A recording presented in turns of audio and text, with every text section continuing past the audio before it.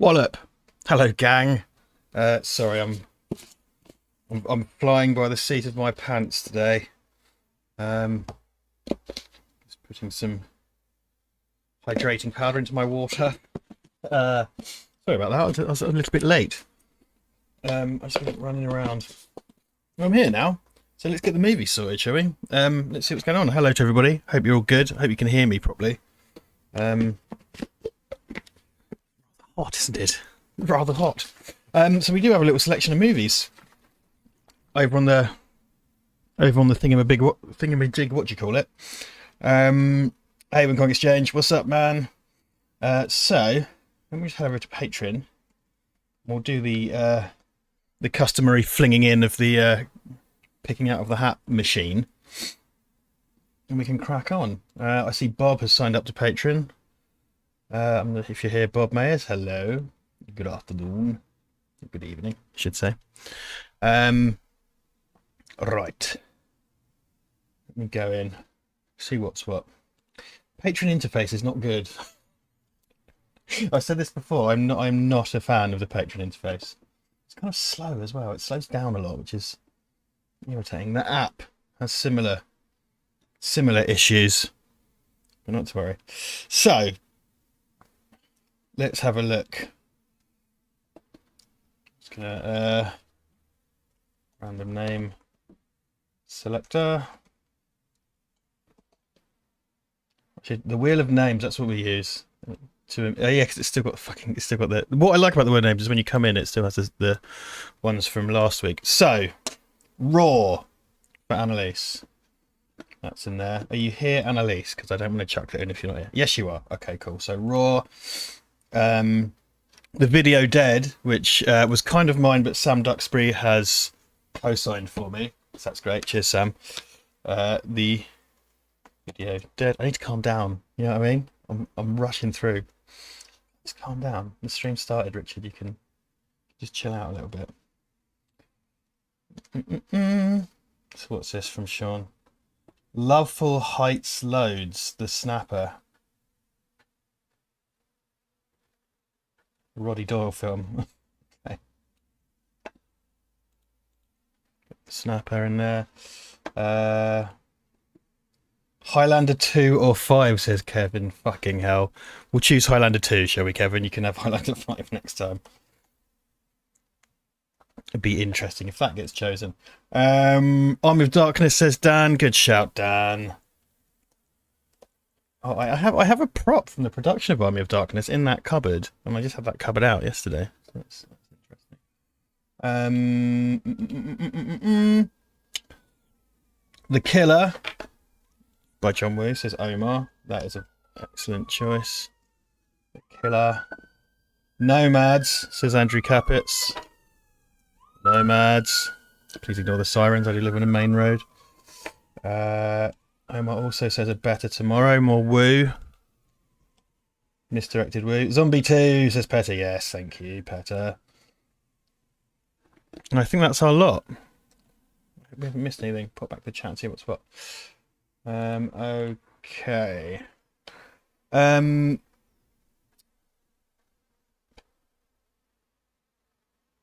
Petter, what's your secret music collection of music or temp music? I can tell you exactly, Petter. I think it's from YouTube, and it's kind of a safe selection. I'm gonna have to just go back to the intermission to find it. Give me a sec.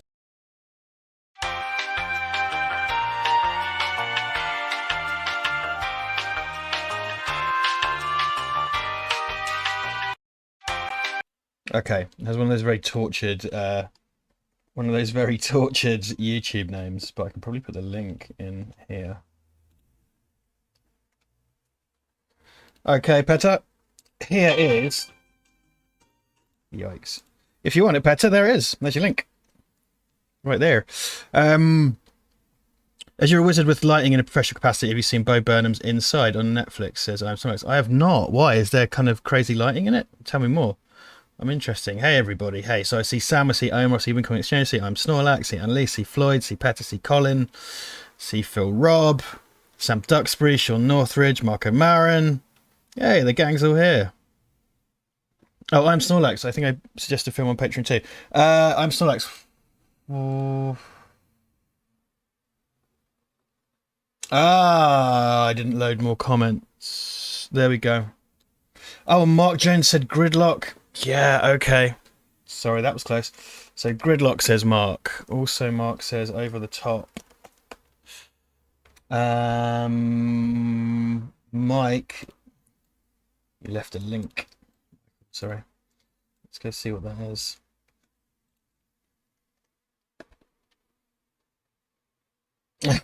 Yes, you did, didn't you?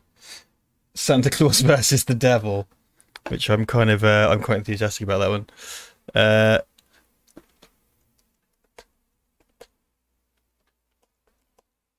Santa Claus versus the Devil. Thank you, Michael Kingston.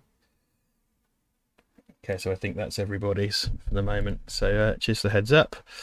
Gridlocking over the top. Yeah, got those on for you, man. Squeaked in. Sorry about that. Are there any llamas in Raw, says Sam. Oh, yes, Floyd said Suspiria. Of course you did, Floyd.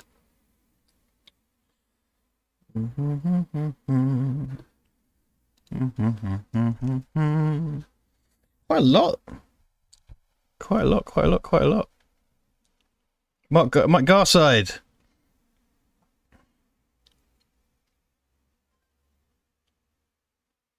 He's a stand-up comedian who did a solo comedy musical alone in one room with lots of lights. He's a genius. Oh, interesting. Colin McLean says Mars Attacks is free. Let's have a look. Yeah, I think that might be because you're a premium member. I don't see it for plebs. If you've got a link, we can try it. For sure. Rob Myers, are we live with Little War Lava? Yes, so Suspiria is in. Let me get the wheel of names on screen. Let's desktop capture. Yeah. Whoa! Oh no, that's get out of here. That's for audio. Need display capture. That's the one. Ugh.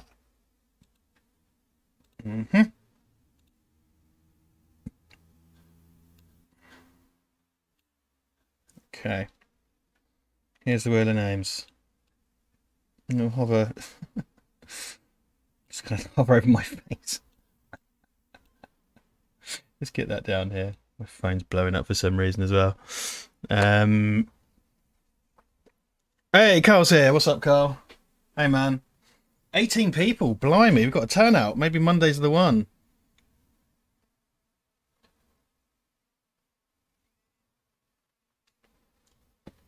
Carl, did you have one? You chuck one into this selection? This delightful selection? I need my headphones for this. But it is a lot of movies this week.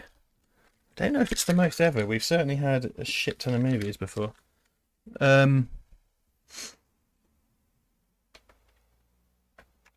assume Nomads was the Pierce Brosnan one. Take off the snapper. Okay. Where is it? The snapper. The snapper is gone. The snapper's gone. Spin the wheel, Nicky Campbell or John Leslie. Oh no. Let's not talk about John Leslie. Okay, I'm just going to give you all... There's a little bit of delay, so let's give you all a minute to make sure before I press go. So I'm going to press go in about a minute. It's for 21 people. Blimey, Charlie. Bit of a turnout. No. Whoops. No. That's not the spin. That's not the spin.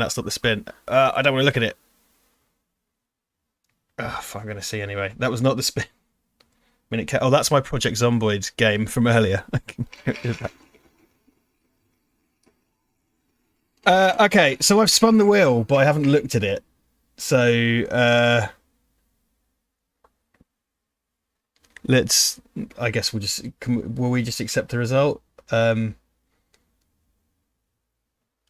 you know. Okay, I'm gonna load it up. Tell me if I did spun it by accident. Oh, actually, I know what I'll do. I'm gonna close it here. I'm going to close it here.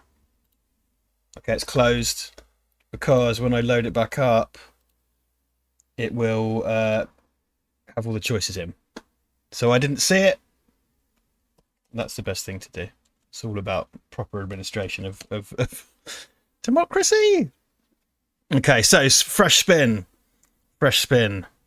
So I'm going to do it. So let's do it. Let's just make sure. I think you can see my desktop, which shockingly has a Judge Dredd wallpaper. You're going to be stunned. I'm sure you're all stunned to know. There you go. All right, so here we go. Fresh spin. Coming right up. Here it is.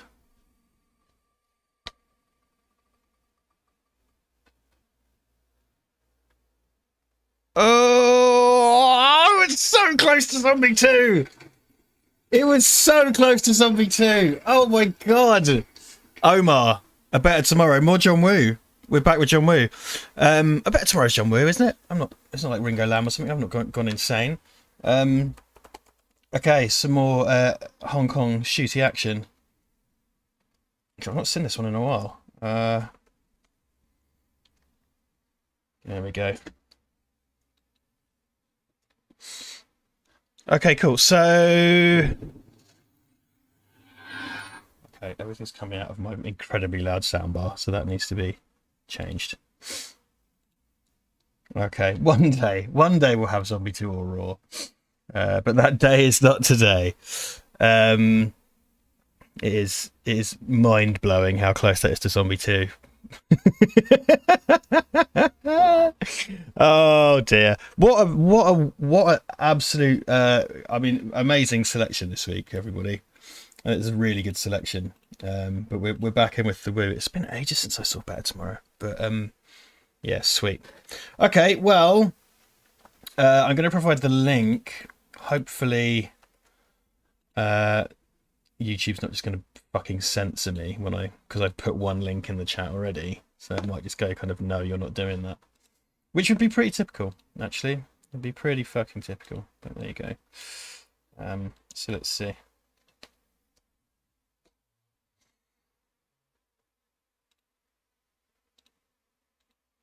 I'm glad you all enjoyed my llama, by the way.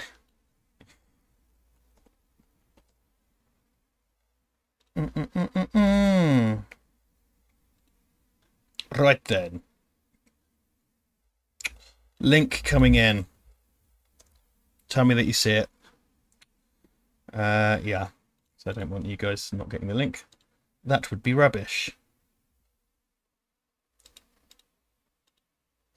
And in fact, I'm going to put it in the description for the video. So if you refresh the page, you'll find it there as well. I think that's what we did last time.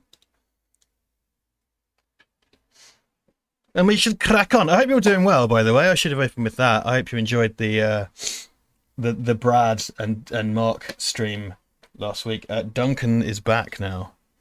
He's had his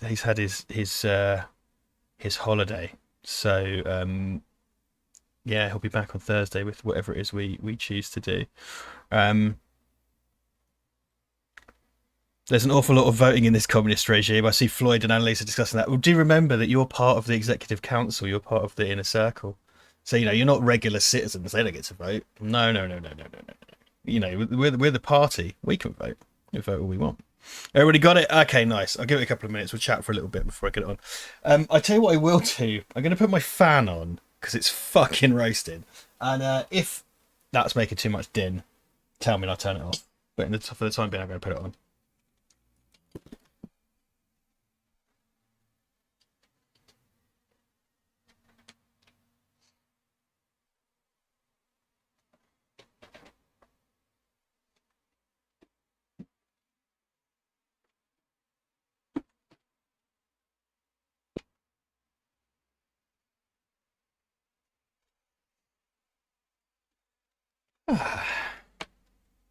Think you're Duncan, says Rob. Yep. Oh, Colin, you missed Brad. Yeah, Brad was only supposed to pop in for a couple of minutes. He stayed all night, which was really cool. It was good. Don't know what the plan is this week. Duncan and I need to speak about it. We'd talk. There's possibly Hellraiser, because I've just watched Hellraiser 1, 2, and 3 over. Well, actually, no, I've watched Hellraiser 1, 2, 3, and 4 over the weekend. Duncan's always been more of a Hellraiser fan than me, so I'm I'm the interloper. It's been very interesting, actually. I found it quite interesting to watch those. I mean, I know there's like another 6 or 7, and things were not good by the fourth one. Fucking hell, that movie. Where's the first one? Oh, I really dug it. It was fucking cool. Really cool.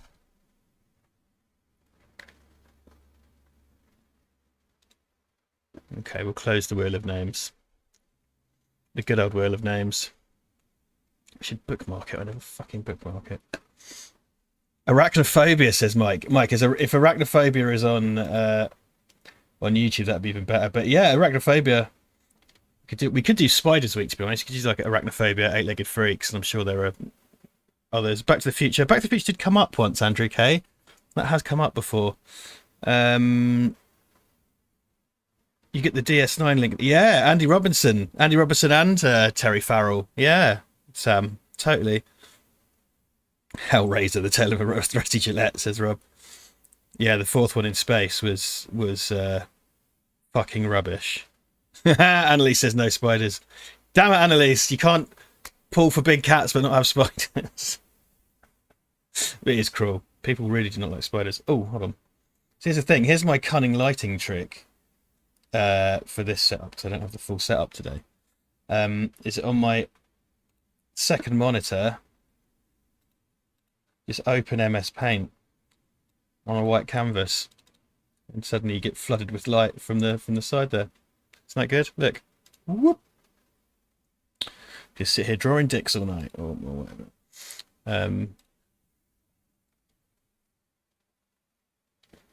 Don't forget we talk about 70s stuff like the French Connection. Yeah, very good point, Peter. Actually, that is a very good point. Spider-Man, good point. Yeah, I would not be in attendance for Spider Week. The Human Arachnid, never heard of that. Tarantula. I'm gonna call this by Trace. I don't like things. Yeah, I've filmed some baby tarantulas the other day. They were angry because they've been kept in a box. Andrew Case says Arachnophobia, Eight-Legged Freaks in the Wild Wild West. Nice. Yeah, good shout. Good shout. B-Movie Monster Week. Yeah, that's a good. Or Kaiju Week. You know what I really fucking like Colossal, the Nacho Vigalondo movie. I really like Colossal. I thought it was great. Really clever film. I watched Time Crimes and Colossal in the same weekend, and Time Crimes, which is a film I've always championed, hasn't aged terribly well, whereas Colossal was brilliant. Really good. Get my water. The in-space sequels always come after jumping the shark. It's already happened, says Rob. Yeah, it surprised me how quickly. I mean, I get that like Hellraiser 4 didn't happen till like 1995 or 1996 or whatever, but to go to space by the fourth one, Jesus Christ. At least Jason X had the decency to be the 10th one. And I know Peter Atkins, who wrote 2, 3, and 4. I've been for a drink with him. He's a friend of the Dead Mouse crew, and we met up in LA. And we had a drink with him. We interviewed him for the Freddy doc as well. But and he plays the barman in Hellraiser 3. Lovely guy. Skowski's, I think, lives in the States. You know, English dude. Sharknado. Original Nightmare on Elm Street. Can you buy multipolar key lights instead of using gels? Yeah, as Rob says, you can buy what are called RGB lights, LED. And they, well, because the LED strip I have here is like an RGB, so you can just change it up. So there are different RGB things available.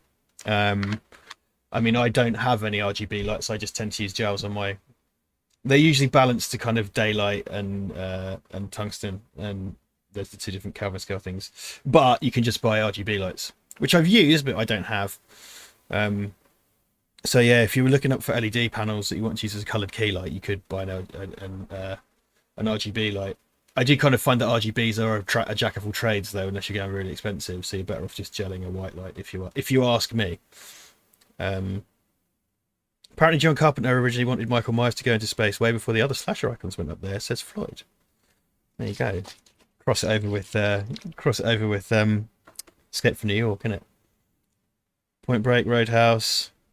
I watched A Quiet Place the other night, says Music Related Candy. Anyone else think the monsters are rip-offs from Gorgon from Stranger Things? Interesting. I still haven't watched those. Either of those. Red Dawn. I found some outdoor RGB lights, says Rob, that are mad light and super cheap. There you go, mad bright and super cheap. There you go then. Yeah, brightness is the key. Quite often with some lights that are trying to do a bit too much, they can be a bit dim. Kind of the lower end of the price scale, you can find it's quite dim. The ones I normally use, my little softbox, not softbox, my little LEDs with the barn doors on them, are really bright for what they are. So I've had them for about 10 years. They're fucking brilliant. I still use them all the time.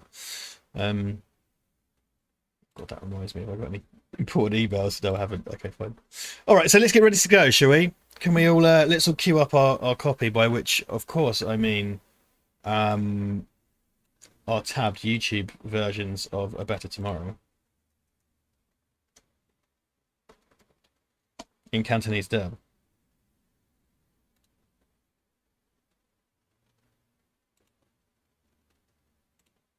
Let's get that ready.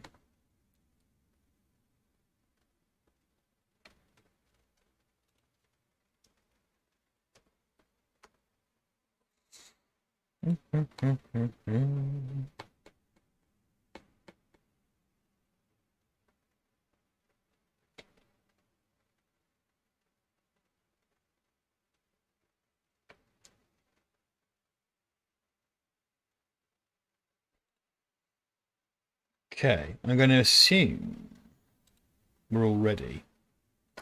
Actually, let me ping that off because that's gonna. Lots of Swayze talk.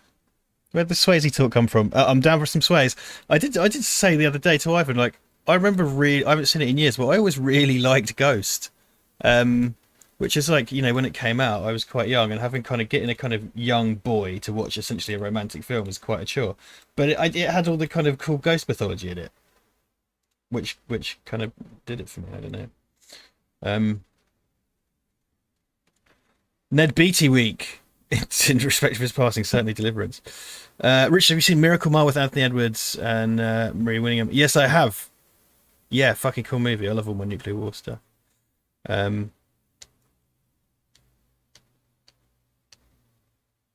Have you subscribed to Shudder? They do some really cool films.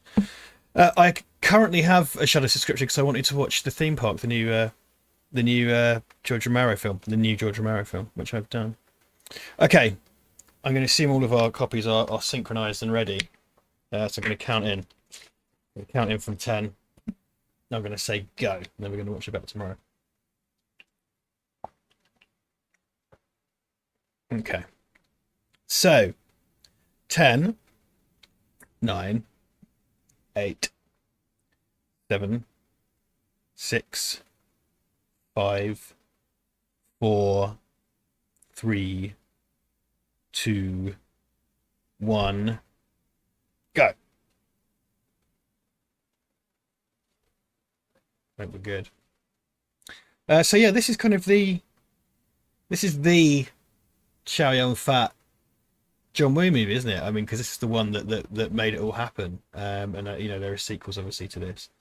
I always confuse it with Once a Thief for some reason. I don't know why, because Once a Thief is completely different. And Once a Thief is such a weird John Woo film. It's a total outlier in the John Woo stuff.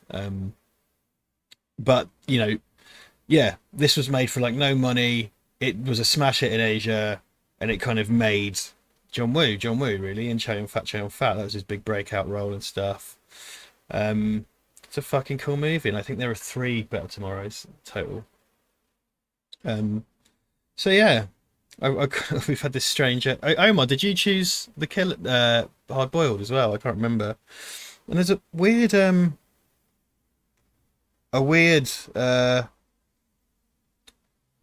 kind of Hong Kong cinema thing running through the watch parties at night. Omar is a Hong Kong connection. Yeah, Omar's a G. He's a Hong Kong G. Look at that. I love that. That was my fan just going on its ass. Jesus Christ. This opening stuff here, the monochrome with the smoke, so good. I just John Woo. Oh, I was sweaty back. Lovely. John Woo using high frame rates. You know, something when I shot on film, we did some gunplay with blank firing pistols and used high frame rates because of John Woo. Because I hate nothing more than, and though John Woo sometimes does it, but taking 24 frames a second and just slowing it down just looks awful. Have you seen FX, Richard? For some reason, Ghost reminds me a little bit of that, says Music Related Candy. I think there were similar apartments, specifically the same where he uses the remote control clown suit to fight. FX was produced by Dodi Al-Fayed, who was Princess Diana's boyfriend who died in that car crash. There's a bit of trivia for you. Very weird. But yeah, no, I've seen FX and FX2, yeah, of course, with Brian Dennehy. Right, I need to pick my fan up.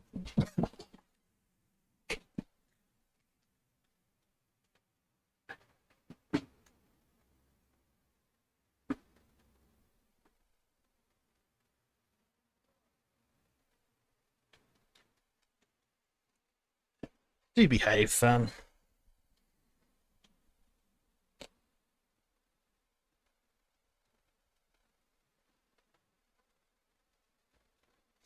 Yeah, wasn't it them? Yes, Floyd, exactly. I remember hearing about that. They subbed in loads of tracks from Speed and stuff into one of the Hong Kong Legends version, and then Hong Kong Legends then had to replace it. It's really weird.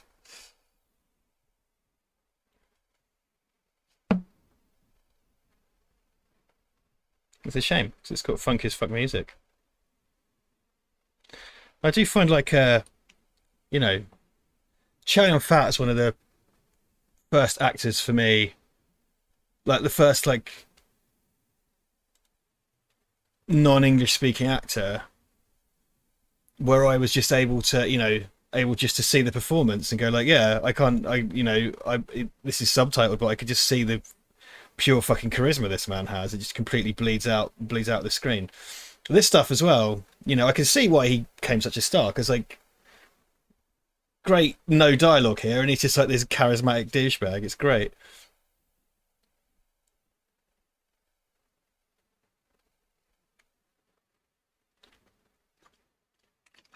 Early Photoshop there. Using the clone stamp, baby.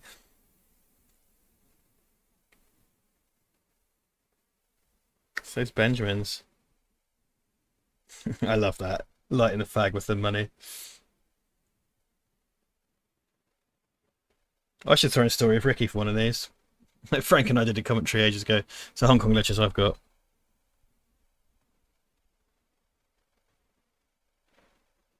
Yeah, Rob says, Chow Yun-fat always looks like a slightly shabby guy. He thinks everything he does looks really cool. Yeah, that's why he's great.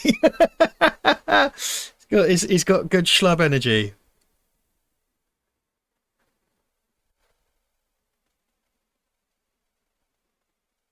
Yeah, I love Chow's thumbs up when he leans back out the window. So cool. Yeah, there's a GIF of that, which is quite easy to get for WhatsApp, which I quite like to use a lot.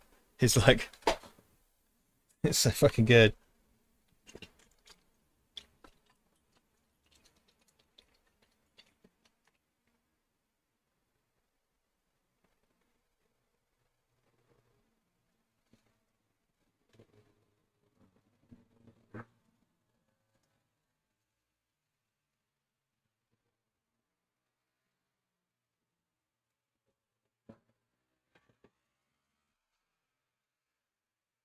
Fucking douchebags on motorbikes outside my window, man. All the goddamn time. Tiny penis motorcycle riders.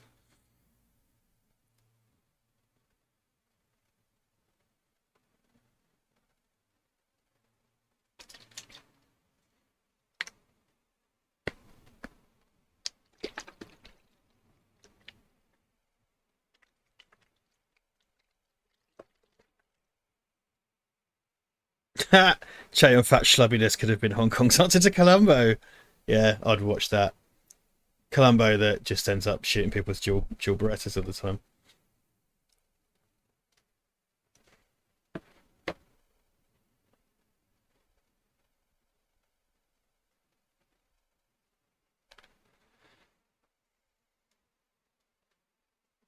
Are you motorcycle blind like with cars then, says Sam?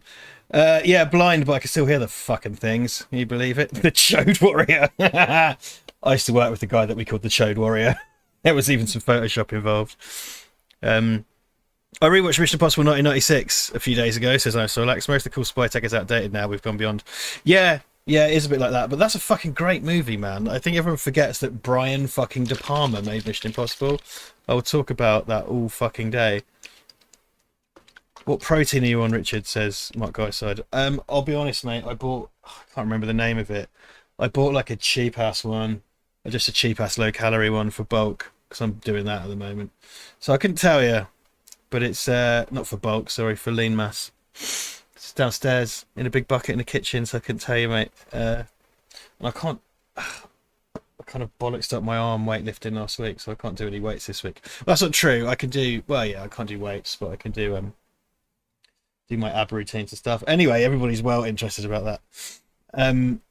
Mission Impossible week. I think Duncan recommended that. Yes, the problem with those is I've only seen the first two. I haven't seen any of the other Mission Impossibles, so yes, Mission Impossible week would be good. Maybe it's a time to watch them. I did think that it'd be.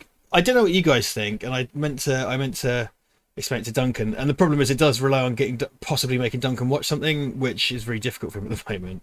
But what if we one week just did like a Richard versus Duncan, a Richard versus Duncan watch party where there's only two films, and one is a thing I like that he hasn't seen, and one is a thing he likes that I haven't seen, and then whichever wins, the other person has to watch it in time for the watch party. See? I thought that'd be quite a good idea. Mine would probably end up being fucking Wrath of Khan or something, wouldn't it? But yeah, I don't know. I thought that might be a nice thing. The helicopter versus the train in Mission Impossible is still amazing, says Floyd. Yeah, and David, I was getting confused. David Schneider from Armistice, Alan Partridge stuff is in that, isn't he?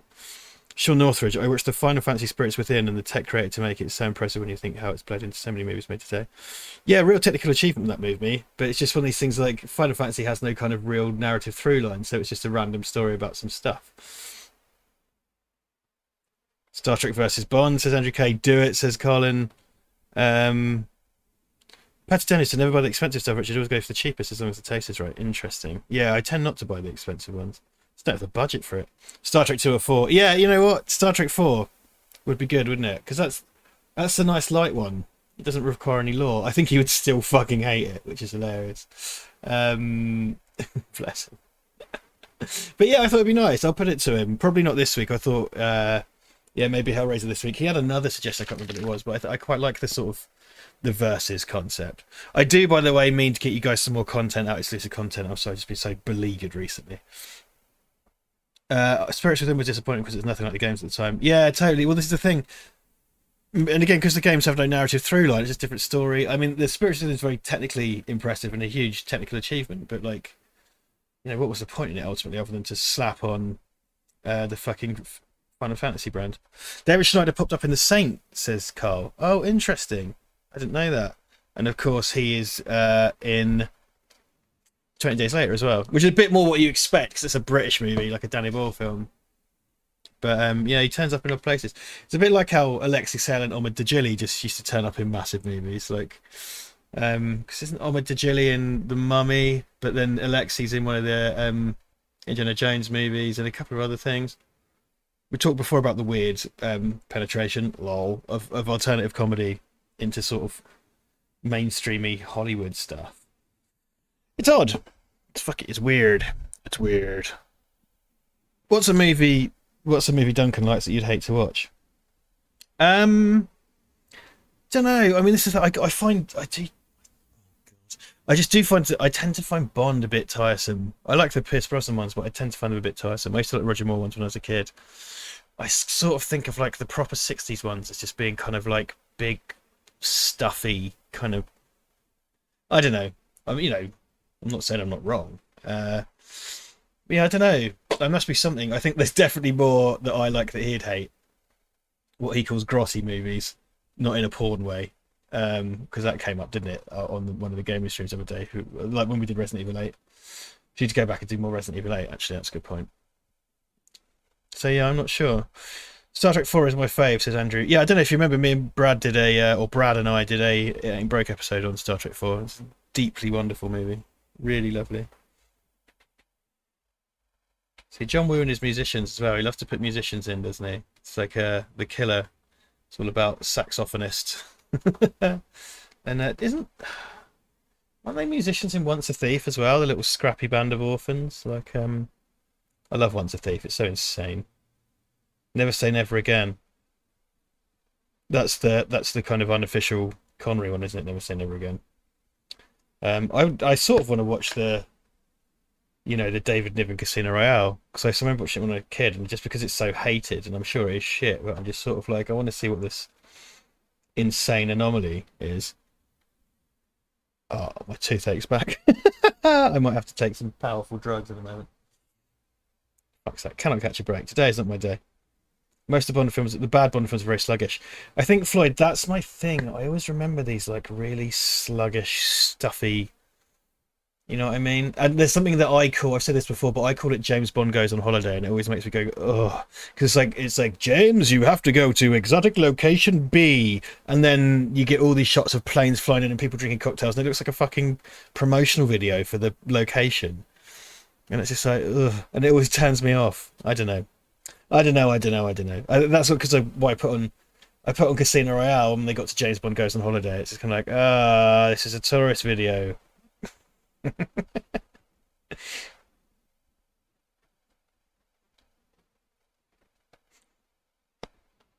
So much smoking in the looks. He's not merely smoking, but smoking with a match in his mouth. but whilst wearing a Bill Cosby jumper. There's a lot to be said for, I think, kind of John Woo films, but also like the Golden Harvest Jackie Chan films. There's some outrageous fashion, like loads of pastel coloured suits and big slacks and outrageous jumpers. Are there any llamas in this, says Sam? No llamas. No llamas. Yeah, Casino Royale 60 says Poo Poo, says Wing Kong Exchange. Fair dues. Fair dues. They never completed the Bond commentaries at Harper's Face, says Petter, so you got some work to do. What's the thing? Because we did complete the Star Trek commentaries, didn't we? In that there was only one Star Trek movie left, and Duncan and I did it on this channel. I don't know where they got to on the Bond commentaries on Harper's channel, but I'd be up for it, because I wouldn't just sit and slag them off, because I don't hate them or anything. It'd be good for Duncan to be the one that takes the lead and sort of take me through them. They replaced the MGM line with a llama. Police Story Week, nice. Yeah, that would be cool. I used to have a part of my, VHS thing was that I had a bunch of Jackie Chan and Bruce Lee movies and stuff on tape. I had like a tape box set of Bruce Lee 100 years ago. God bless my long lamented VHS collection. I'm finding out how much a lot of Steven Spielberg movies are about kids these days, says Sean. All that kids reunite with their distant absent father toy stuff is rubbing me the wrong way. Yeah, fair enough. I know, Richard, I got them all, says Petter. Fair enough. Yeah, well, I found out recently, so I'm going to gripe. I wasn't sure of this, but I found out recently that Harper has still got our commentaries on his fucking Patreon. So essentially, he's still making money from that, which fucks me off, because Sorry, this has been dragged up in my mind recently, but like, just the way he fucking made money out of us, and then you find out that he still does, and it's like, yeah, man, fuck you. Sorry, ran over. I don't want to say too much. That is true. That's a legally provable fact. So, I'm sure his lawyers aren't here. That's a provable fact. He's making money off work I did, and I'm not getting remunerated, which is reflective of a broader situation. Anyway, sorry. Come here for the juice. I remember that box set, says Wing Kong Exchange, was all black with red writing. Yes, it was. Fantastic. It had Big Boss, Way of the Dragon. I can't remember which else. Maybe it had fucking Game of Death. The insanely compromised, ghoulish version of Game of Death on it. Bicentennial Man Week. What, just Bicentennial Man 3 times? Which I don't mind, actually. I don't mind Bicentennial. I'm not in a hurry to watch it. I seem to have very low critical function when it comes to things with robots in them. Apart from the Transformers films. Funny that.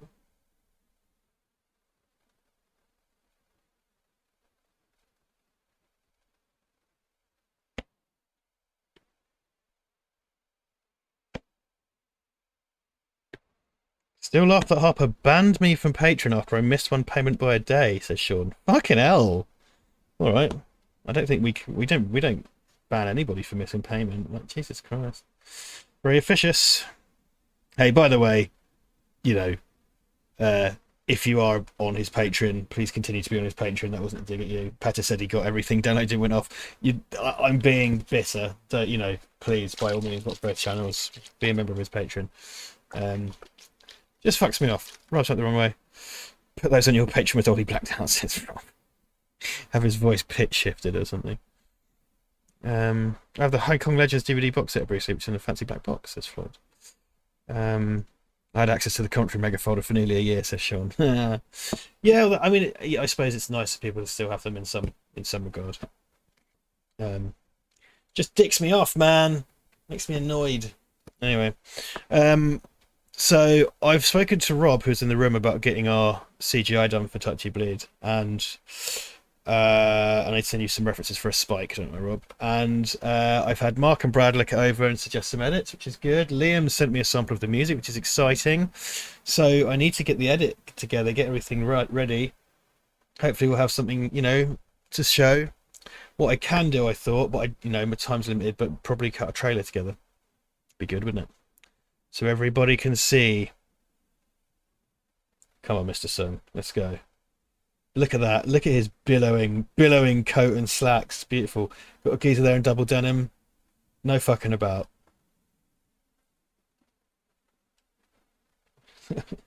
I wish I had billowing slacks.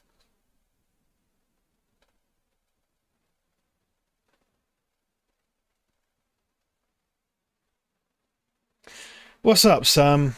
I know you said you lost your job, man. That sucks. I hope you're okay. Hope you're taking care of yourself. Wing Kong Exchange. Don't worry, when you left that channel, it made for a better tomorrow. Says Wing Kong Exchange. Outstanding. Speaking of Hong Kong cinema, did you grab the Criterion collection of the Bruce Lee movies? That would be fun to do for Pike. No, I've never seen the Criterions for the Bruce Lee movies. It's just occurred to me that I haven't watched any Bruce Lee in years, and I used to be, as a teenager, I was obsessed with Bruce Lee and Jackie Chan. I loved those, the Golden Harvest ones particularly. Like, yeah, I really liked the kind of the modern like 90s Jackie Chan movies when they started kind of pandering to the West. I really liked those, like Rumbling the Bronx and stuff, and Who Am I? Always loved those. And they're such a great sort of bubblegum for, like, martial arts bubblegum for a teenager. They're so wholesome and stuff, aren't they?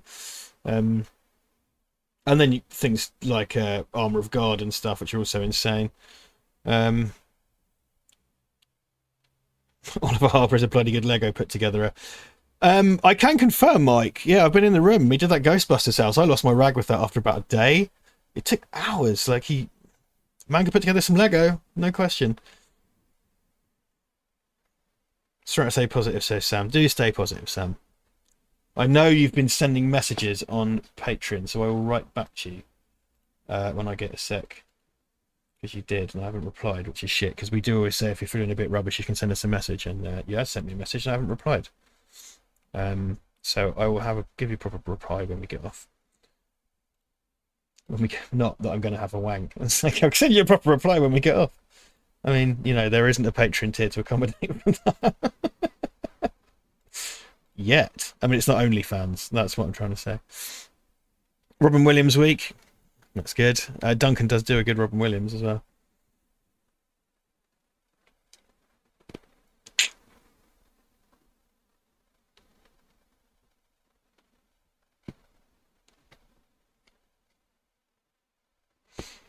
Yeah, I've given the booze a bit of a break.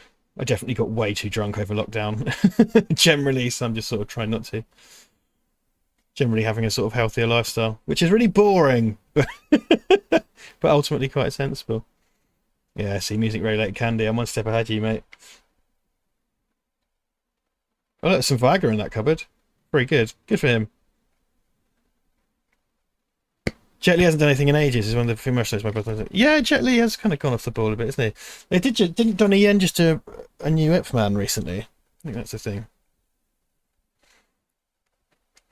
Yeah, City Hunter's a bit weird, isn't it? Bit of an odd one, that. It's not one I was ever the hugest fan of, if I'm honest. Yeah, eat phone, you dickhead.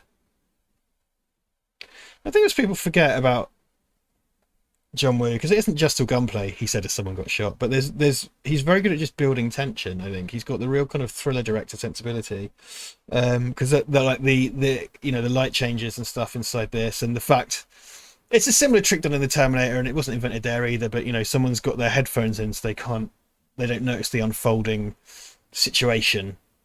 You know, and there are bad men running around. Oh, I finally watched John Wick 3, by the way, which I really liked. Donnie, and I'm saying that because Colin McLean says Donnie is going to be in John Wick 4, which is awesome. That's so cool. I kind of I didn't imagine a situation where they could do an ending where I wanted to watch another one because, I thought they'd told the story. But hey, fuck it, let it just go on and on and on. You know, if they can sustain the momentum. I loved the ending to John Wick 3. That's great. Fucking Lovejoy, eh? Fucking Lovejoy. Throw the hot saucepan, love, says Mike. That's it, mate. Get a fucking hot saucepan in there, man.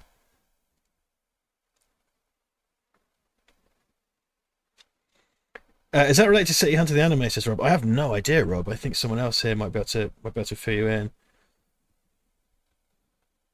The Mask of Real Mission Impossible 2, says Colin, was a great scene, great music build up. Yeah, the thing like Mission Impossible 2 kind of sucks, but like in it, there's loads of great stuff. I mean, I think that about. I'm not the hugest fan of the American John Woo films in general, but they all have enough John Woo in them. Oh, there you go. Face full of fat. No, Dad. Yeah, fuck him up. Look at that. Ruined that cardigan. Mustachioed wanker.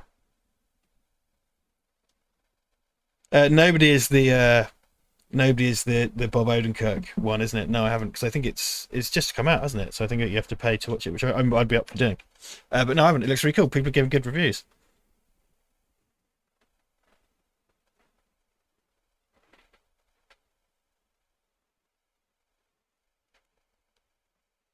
Your dad's been stabbed, mate.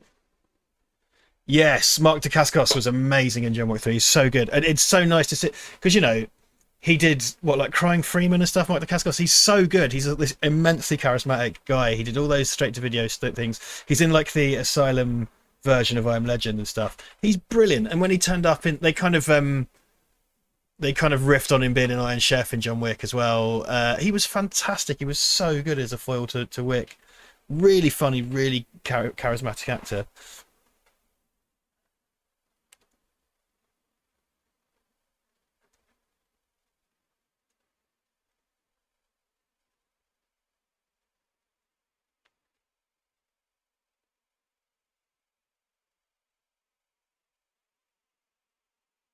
Love it.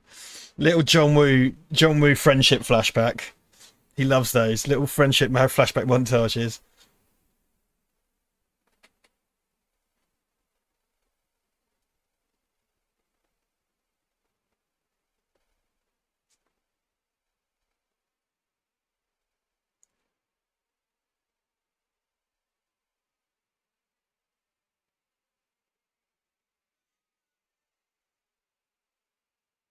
Yeah, I'd really like to. I've always really wanted to make a kind of homage to John Woo.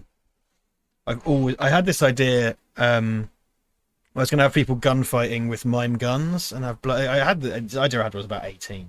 Just do a John Woo scene. People fight. It was gonna. Well, I think it was going to be called Shooty Bang Bang because it was like people doing this, like in Spaced, except like the violence is real because in space they're just pretending.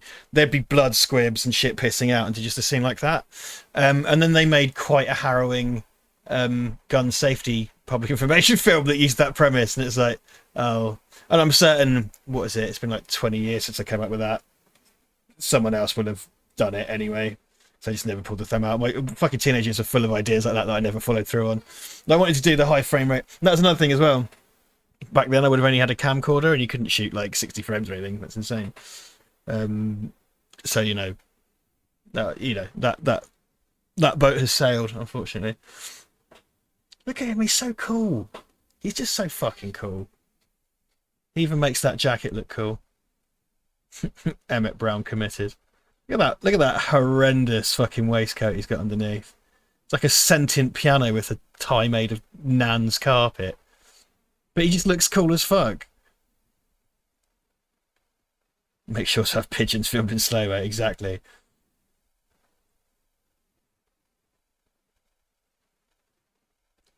He does love an office as well. That's another John Woo thing, isn't it? Quickly, go to an office. Oh look, you can see my suspended trainers over there. I can't get this right. It's really hard to point. There you go. So that's my Terminator Vandals right there. My customs. Yeah, that's right. Anyway, it's not what you're it's not what you're not what you're paying for. All the stuff I would have made of an iPhone at 16. Yeah, can you imagine if you had the technology? This shit, like, I love that my friends' kids and stuff make movies and they can do like hyper frame rate and stuff on their iPhones and do all this crazy stuff. It's nuts. And you know, you can buy a fucking anamorphic lens for an iPhone. It's insane. You could put an anamorphic lens on an iPhone and then shoot fucking 4K video with it on a tripod and light it properly and shit. It's insane.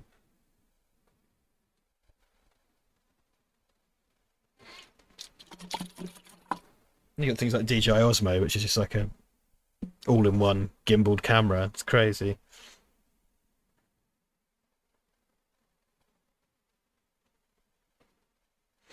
Do you have BTFF2 trainers? No, that's the Nike Air Mags, and I'm not mad about those, if I'm honest.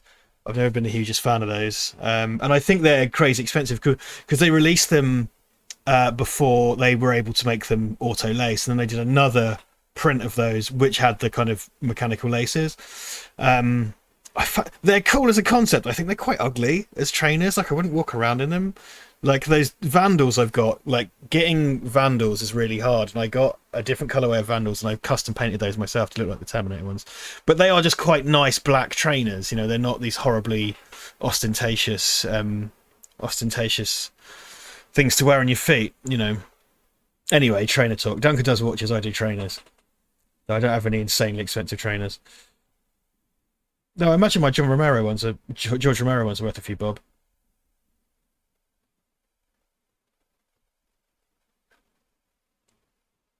This is fantastic.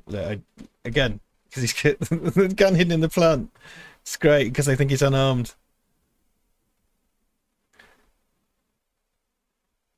I mean, the way the man covers action is fucking virtuoso, isn't it? It's incredible. So nice. Something that I always really liked about this, I probably forgive me if I'm repeating myself from when we did the hard boiled, but I'm never confused as to where we are in the scene. Like the scene geography of a John Woo shootout is perfect. You got arrogant Chow. What were you doing? Look at that. It's just guns in plant pots.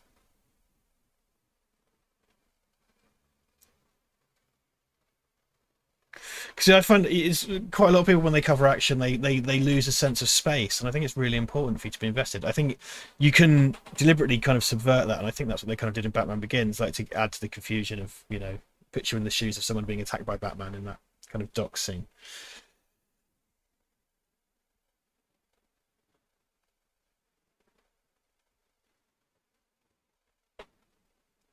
I'm Snorlax. It does make me wonder how good young filmmakers are going to be now that they have access to the tech. They can learn so much from an early age. Yeah, this is the thing, you know, because we could, when I was learning film, like, because I first started learning film in 2001, and like, we could talk theoretically about techniques, but we couldn't actually use them. And now they can practice those techniques on their fucking phone. So, like, you know, we used to make projects on DV tape or mini DV on like Canon XL2s and stuff, or domestic camcorders, but you couldn't have like high frame rate or anything, and you could have anamorphic, and you'd be shooting 4:3 and everything. I mean, you know, I wonder now. I wonder if we're going to have these hyper inventive filmmakers. They've all been doing it since they were 6. You know, are going to leave people like me in the fucking dirt, man. And good, you know.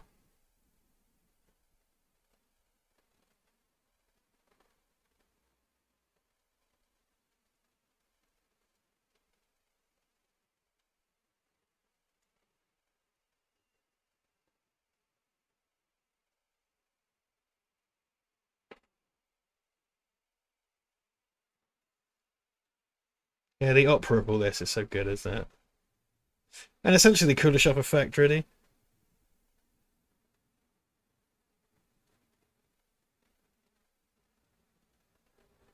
Nice shirt, dickhead.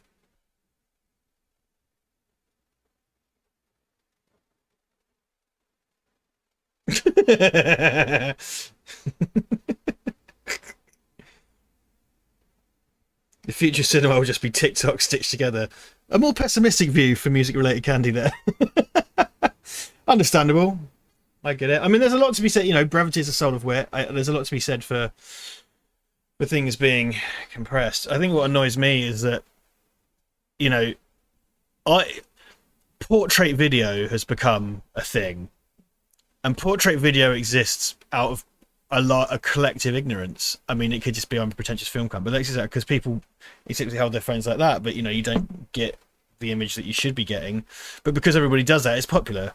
So like, there's this whole thing that, you know, people keep asking for portrait video, and it's like, why? And I get it for posters and stuff, but a lot of these TikToks and things are shot portrait, and it just looks awful, and like they have to move so much further just to cover the action and stuff. Anyway, old man yells at cloud. In Jackie Chan chase scene, says Rob, he'd always throw really useless items at the bad guys, like a small basket of flowers. Yeah, I love that when they'd always be. Hong Kong cinema is really good for environmental attacks, isn't it? Like, if someone reaches over a hob in a Hong Kong film, then Jackie would like turn the heat on and fry their elbows and stuff like that. Never talk tough for wearing a denim shirt, says Andrew K. Nice hat.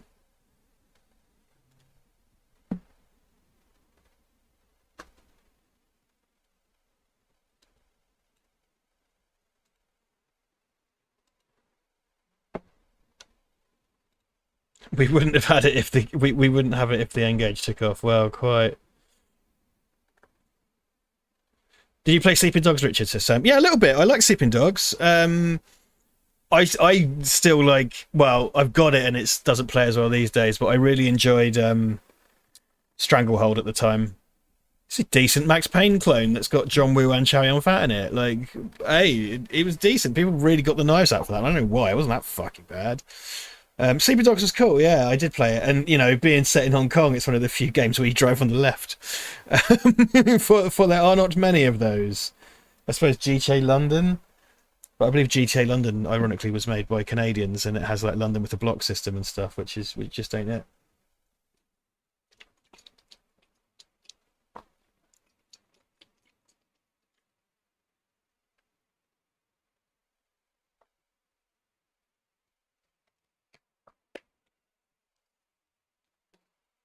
This.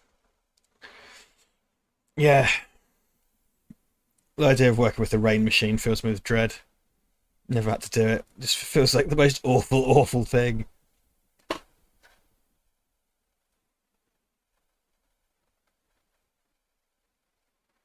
All Yakuza games on Game Pass. Yeah, Ivan was getting into Yakuza. I haven't really played them. I just had to cancel my Game Pass because it's like 11 quid a month, and I don't have, you know, I can't justify that. It's too much. Sadly. Maybe another time.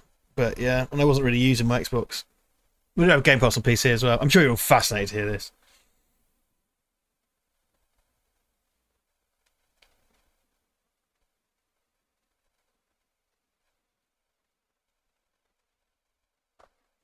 Notification from Patreon.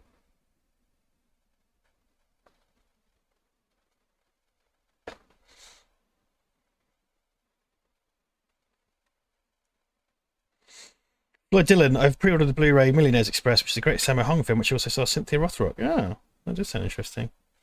Yeah, Sam, 11 quid, mate. It's a lot. It's a lot, essentially, for, you know, it's cool, but it's not a lot, really, is it? It's not life-changing. It's depressing, isn't it? Richard says, be boring. Yeah, Ken's in a house.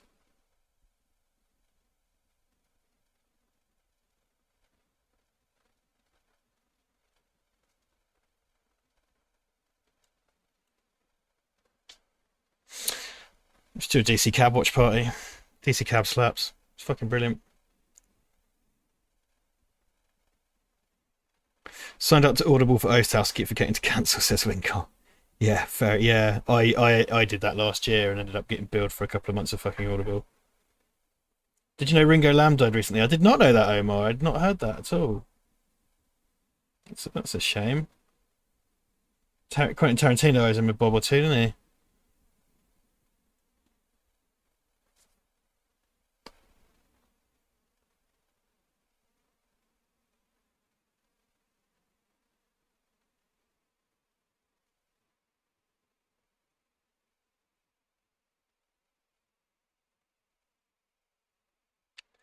Floyd and his Mr. T hate. Banned, banned, banned, banned, banned. Anyway, character's called Samson Floyd. Best character. Posted by Drew Struzan. Incredible poster by Drew Struzan for DC Cab. Of Mr. T. Strange, strange man.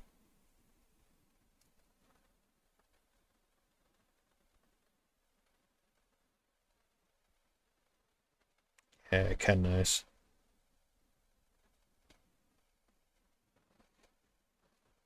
Sweet jams. See, and they replaced that with the music from Speed. What were they thinking? Probably not this scene, let's be honest. We love some montage.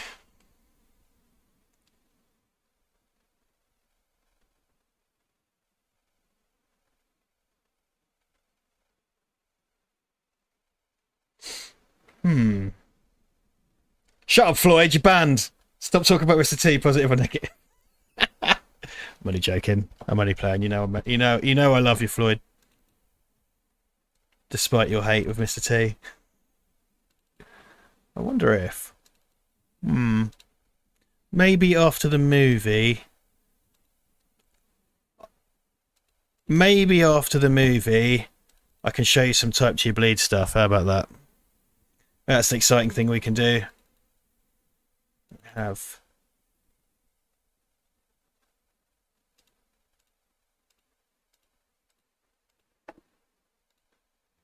See what I can dig out and show you. It won't compromise the story. No, I can confirm that Jeff Coates' Foxy Flingo is now part of the movie. Very important.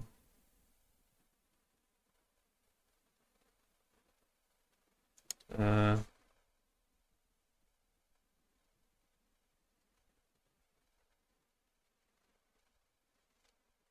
a little bit of music from Liam. The music I've had from Liam is very exciting. Don't tell Daddy Duncan either, because he'll be annoyed at me. So I'll find something for us to watch. Maybe a little something from early on in the movie. Yes, yeah. It's exciting, isn't it?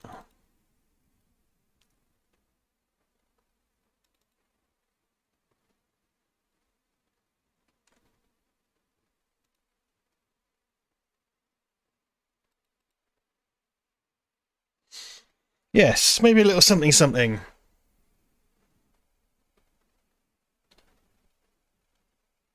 But yeah, it's coming together. It's quite exciting. And I do have a certain someone has pledged to write a script that they want me to direct, which is very exciting. That'll be the next one. So I'm already kind of thinking about the next one. But need to get this one done first, eh? But our little team we put together were brilliant, and I want to get the band back together for the next film, which probably need a little bit more money. Samson says there are llama in it. Yeah, it's called Banana Llama, and it's about a girl band of llamas who like bananas, and they sing Bananarama covers. I don't know, that's the best I could spitball in a hurry. Banana Llama is the future. So there you go.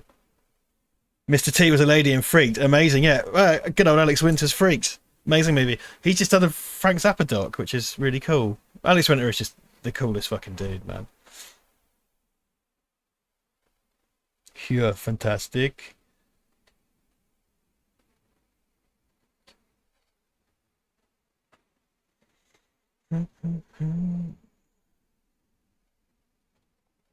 Yeah, down and out, Chow Yun Fat. His Mad Max leg. Why is Chow Yun Fat a fat train hobo now? He got shot in the leg. He's down and out, man. It all went wrong. All his guns and plant pots. All the guns and plant pots in the world couldn't help him. And my God, he tried. My God, he tried.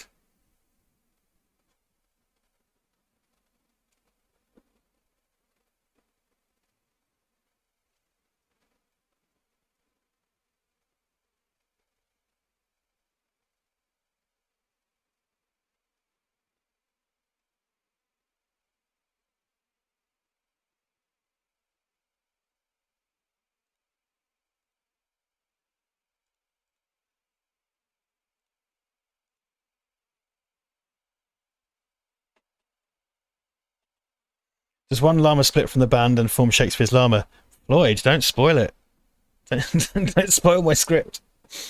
It's actually a script. If it comes off, it's a script. It's Toby's idea. Toby has this really cool idea for a horror comedy short, and I've decided that my skills probably are perhaps a bit more in the comedy side than the horror side.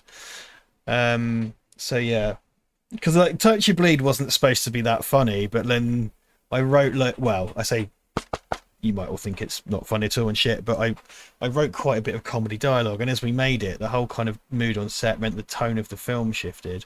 Quite a lot of factors made the tone of the film shift, and now it's quite sort of funny, silly, which I think really works, and I think our actors, sold that really well. Dan Lyles, we are watching A Better Tomorrow. There is a link in the description, and once you've got your link ready, I'll give you a time code. So yeah, Dan's here. Richard, what's an item of clothing you've wanted from a movie since you've seen it? Well, Sean, I've always wanted the Nike Vandals from Terminator, which I made happen. I made my own. So I wanted those since I was a kid, and I ended up making some. So I've done it. I'm sure there's some others, like some other cool movie clothes. It's difficult, isn't it? Because you choose the wrong thing, you end up looking like a dick. But yeah, the Vandals are one I always really wanted, so I sort of made that happen when I was a kid. Didn't make it happen when I was a kid, I made it happen when I was an adult. About 10 years ago, though.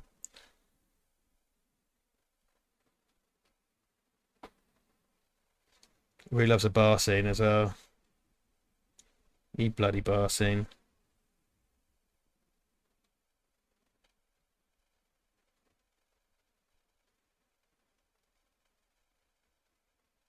Got the indie fedora, says Sam. There you go. Well, I do own a helmet from Army of Darkness, which I talk about. That's in the fucking cupboard over there. Which maybe I could show and tell later. Can you show us the trainers? Sure. Sure thing.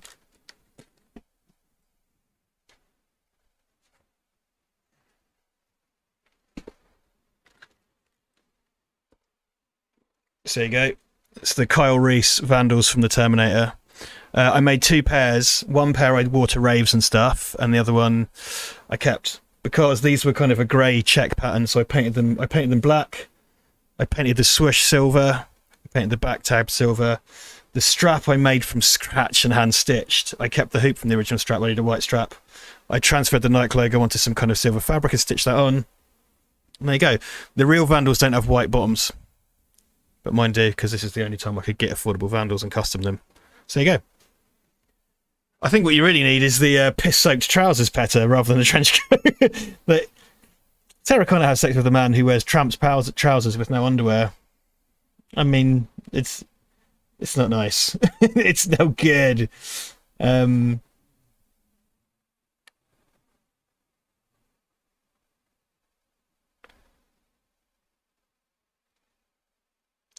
said, because Rob, guys, has seen the rough cut because he's working with us, so I think the tone changes well from the start, sort of from Colin to Wicked Witches. Yeah, I think that's the idea. It's supposed to take this kind of tone. It's supposed to sort of not give you too much, make things all look friendly and silly, and then it sort of goes horrible at the end. Have you kept up with the time code, says Dan? Okay, so I'm going to tell you when it hits. Queue up to 47, Dan. That gives you about 90 seconds of headroom. So queue up to 47, and I'll say go. Okay. How much of the real ones set you back, says Minute Candy? They vary. They issued them in 1984. I think they reissued them in 2004, and they did a reissue for Terminator Genesis. So like the 1984 ones go for like £1,000, sometimes more. Hundreds of pounds at a minimum for actual real Vandals. I mean, these look good enough. I just can't wear them too often. If I was doing like a special appearance or something, like I wore one of my pairs to Comic-Con once when we were on stage, I think, and I've worn them for videos and things, but I won't get another pair of cheap Vandals to custom, and I'd have to custom them, so I don't want to wear them out. But I do love them. They're really beautiful shoes. And actually, for quite nondescript shoes in a way, they're quite a rare colourway and stuff, When I used to wear them out, people used to, because they're black shoes with a swoosh, they're kind of unusual. People would come up to me and they wouldn't recognise them as a Terminator shoes necessarily, but they'd say, oh, those are really nice trainers. Where'd you get them? So it's funny. They're just really aesthetically really lovely trainers. So, Dan, 15 seconds, okay? Here we go. 10, 9, 8, 7, 6, 5, 4, 3, 2, 1. 47 minutes. Okay, I'm going to pop these back.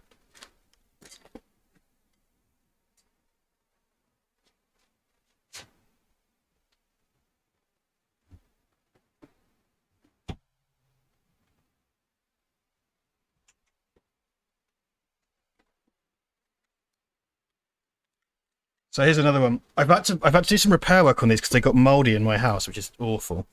But I used to have a business customing trainers, and these are my Dawn of the Dead customs, which I sold. The paint's faded a bit over the years. I sold quite a few pairs of these, and then Richard Rubenstein shut me down and told me to stop selling them. You'll notice that these are signed by Romero. So I did meet George, and he signed these for me, which is pretty rad. I need to do some preservation work on them. I'm going to have to, like, perhaps seal them or something. So you know it's the laces rock, because I've had to treat some of the mould. It's been a real nightmare with these, because this fucking house. But yeah, I used to have a business doing that, customing trainers. I think I've mentioned before. It's in my distant past. Well, about 10 years ago, I think.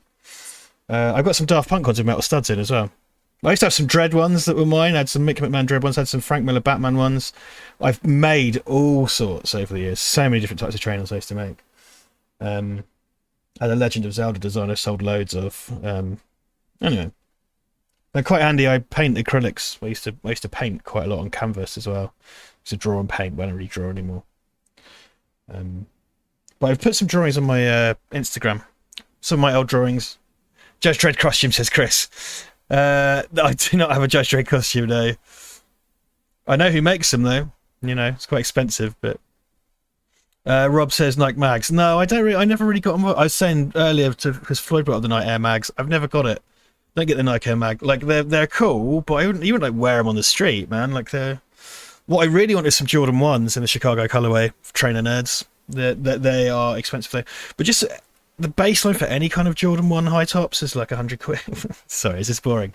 The baseline price for Jordan 1 high tops is about 100 quid. So, you know, even basic Jordan 1s are kind of attainable.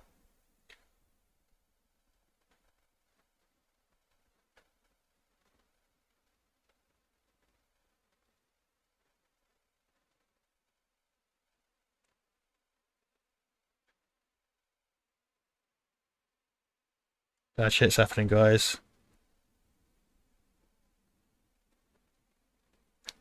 Do you lick your trainers like rappers do? I can confirm that I do not lick my trainers like rappers do, Floyd. No. It's never occurred to me to give them a lick. Get in there.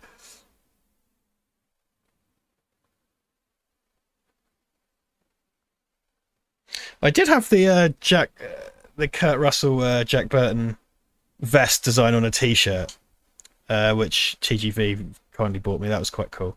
So that was a film clothing item that I had. I do love Charlie on Fat's look in this. I really love, but I don't think I can pull it off. Whereas Tequila from Hard Boiled is kind of quite nondescript in his outfits. But yeah, so those who feel Rob, they've been filming up in the northeast over the last week. Harrison Ford spotted several times in Newcastle. Yeah, he's been out and about. They're doing it, aren't they? James Mangold.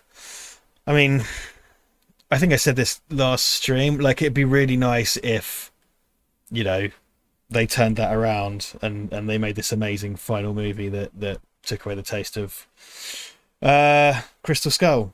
But that seems unlikely. I've watched this before, says Petter, but which cut of Dawn of the Dead would be settled on is the best? US theatrical. That's my fave, yeah. I think that's what we talked about. That is my fave US theatrical cut. And it was George's favourite as well. I've got, hold on. Just random shit in here. It's my Dawn of the Dead playing cards that my bro got me years ago. There you go. With all delightful scenes from the film. And they're really nice, actually. I really love that. There you go. Just random crap.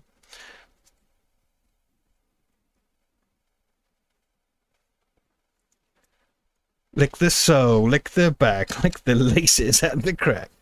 Marco Marin, back in the day, I bought Jack Bauer's messenger bag since I happened to find the very generic model online.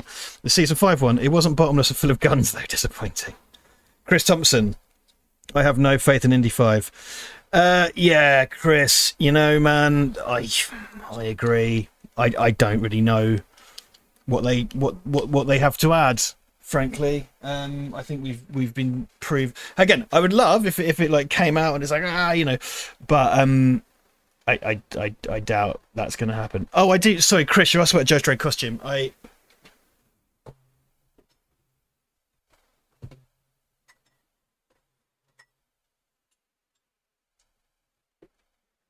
So I do have. I have Judge Dredd's badge. This is very chunky and metal. Like this is no joke. This thing is meaty, and I've got the Lawgiver as well. Also meaty. This is made out of resin. It's really hefty.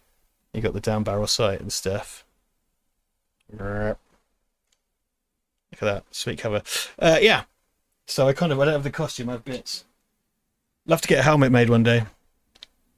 But it's this whole fucking thing of like, I live in a rented house and shit. I can't afford my own house. It's just like I can't fill it with crap, unfortunately. Colin McLean, not sure how they're going back to Nazis in Indy 5 and Crystal Skull was in the 50s with Soviet communists. Yeah, do you know what? It feels like they're going to somehow shoehorn Nazis in because, the odd-numbered indie films with Nazis are good, is the broad wisdom, if you agree with that or not. They're going to have to shoehorn Nazis into the 70s, I guess, in like SS uniforms or whatever. Ford vs. Ferrari was my top me of 2019, so I'm hoping for at least some Mangold magic. James Mangold is fucking good, isn't he? He's really good. There is that going for it. Yeah, that's the Mark 1 Lawgiver from the comics, Chris. So the comics are on like Mark 3 by now, so 3 designs, but that's the Mark 1. This is based on the kind of Mike McMahon version. Steve Dillon's one was like this as well. And Esquire, of course. I think it even says Lawgiver Mark 1 on it. There you go. MC1 Justice Department. It's full of lovely little details. It's it's really cool. I did actually break the barrel off, so I dropped it, which is really annoying. And I had to glue it back on with epoxy. One day I will display that somewhere. Disco Nazi, says Rob. Exactly. Seems like there'll be flashbacks to Xbox and WW2 with de-aging. Harrison has dots on his face and outfit. Of course they're going to de-age him. Of course they are. That didn't even occur to me. Grammar Nazi says we're going exchange. I'd love that if it was about grammar Nazis. Hitler has a massive blaxploitation throw. I like the idea of Indy 5 having like really questionable taste. Walk in here with a bag of rubbish. What's wrong with you? Look at that, all over the kitchen floor. Don't blame me, love. I'll be fuming as well.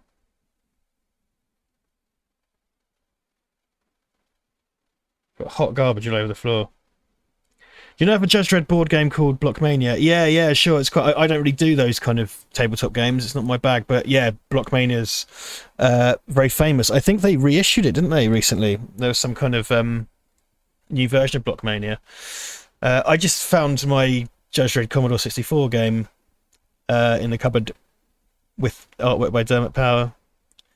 I'm getting rid of my comics at the moment because I, again, can't afford a mortgage and shit, and it's just bunging up my life. It's really sad. But with excellent facilities. We're going to have a young Ford face while he still runs like his hips are gone. Yeah, it's a bit like, Sam Jackson in Captain Marvel. It's like he was de-aged and stuff, but there'd be a wide shot of him doing this weird shuffle. Also, they gave him a really fucking weird hairline in that, which bothers me.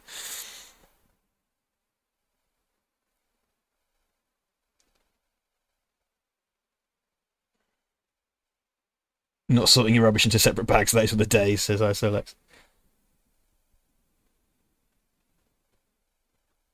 Yeah, Floyd, I have heard about that. So Floyd's talking about the original idea of Back to the Future was he was going to get into a fridge and nuke himself, which that's on the Back to the Future DVDs and stuff, and it seems there were safety concerns with regards to kids getting into fridges and stuff, but it is interesting how that turned back up again in Indy.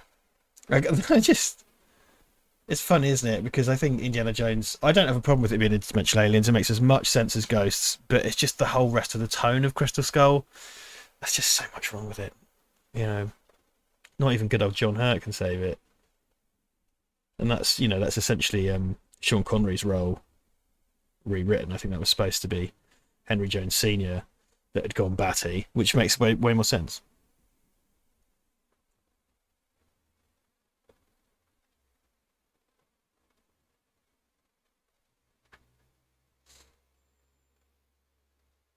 Excellent acting there. Look at that! Look at that Argyle sweater. Just the fashions. Oh my days! Oh, Sam's got you got the original and the expansion. Jesus Christ! Okay, I'm really hopeless at board games. It's a weird thing I have. Like I've got this. I like team sports board games in large supermarkets. The triptych of things that just completely confuse me. I'm unable to function under those conditions. I find board games so confusing. It's really weird. Like I could build a computer from scratch. I can edit a film. Give me to play a board game, I'll just get so confused so quickly. Card games, I fall into that as well. I find them so confusing. I just don't know why any of it is there or why it works or how it's supposed to work, and it just kind of makes a big part of my brain sort of shut down. It's odd. That's my kryptonite. Mutt swinging through trees of CG monkeys and the ants. Oh my god, the ants! Yeah, all of that stuff. Even you know what? As soon as they did the wacky CG gophers in the beginning, it was like something is wrong here. It's like something is wrong. I sat in the cinema going because I'd loads of goodwill for Crystal Skull, and then sat there just going like, what the fuck, and just having like the bloody the gophers being like whoa and making kind of anthropomorphic noises. Oh my god. Bill Rob 1978. Perhaps John Woo has a knitwear fetish. It's entirely possible. There's so much sweet knitwear in the Wooniverse. That's right, I said it.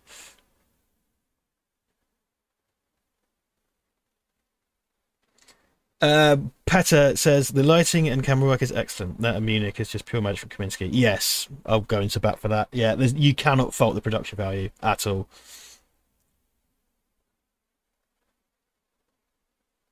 Kingdom of the Crystal Skull was filmed entirely indoors, and it shows everyone has no glow to them. Yeah, it is a bit like that. Everyone kind of looks a bit waxy, and everything's a bit kind of because if you look at the cinematography for the first movie, like it's so grimy, and there's so much. I can't. Oh, what's that fucking? Oh, he's a cinematographer for Raiders of the Lost Ark. Like he was famous for never using a light meter. He was properly old school. He was one of the early adopters of color film.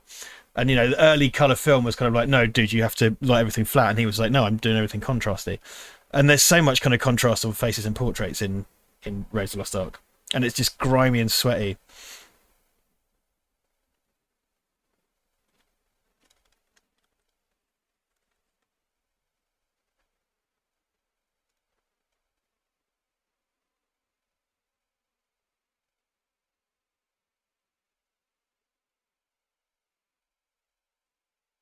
Shia LaBeouf is not listed in the cast, says Colin. Wonder if they're doing any retconning. Yeah, I think because Shia LaBeouf has he's kind of shunned all that kind of filmmaking, hasn't he? He doesn't want to do kind of mainstream shit anymore. Um, I wonder if they're just gonna. I think we'll get some dialogue or something about it, won't we? Like quietly binning off Mutt, which you know I'm sure we could all live with, to be honest.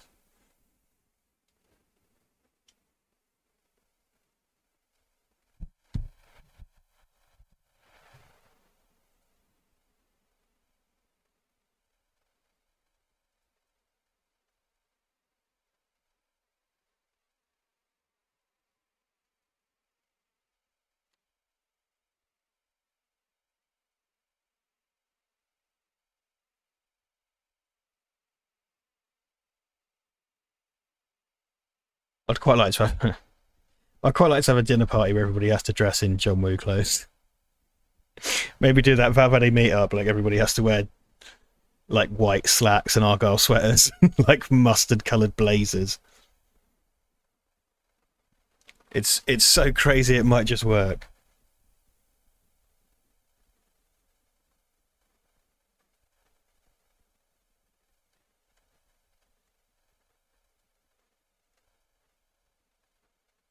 So much good camera work in Woo movies as well. There's always these kind of like moving reveals and parallaxes and stuff. It's so nice.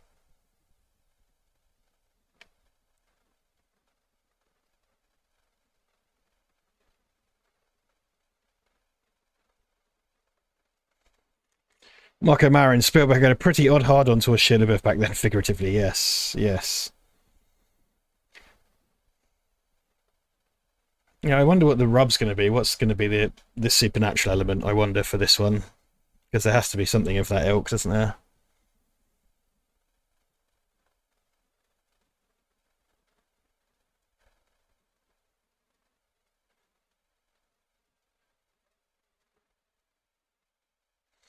I'm Snorlax. Shire strikes me as an odd and troubled fellow, not a nice person. Spielberg must be gutted when he said he found the next Tom Hanks. Yeah, Shire seems like a just difficult, doesn't he? A troubled guy for sure. He just seems very difficult, and I think he's one of these people that makes that everybody else's problem. Because it's all right, you can be difficult when you're a millionaire actor, and you can call it art all you like. But the fact is, people have to work with you. I kind of like Jim Carrey's whole thing on Man in the Moon, that people seem to fucking praise him for and laud him over, and they did the whole documentary about it. Ultimately, that film's not that great, firstly. And secondly, there's a bunch of like makeup people and caterers and all these people whose lives he made hell.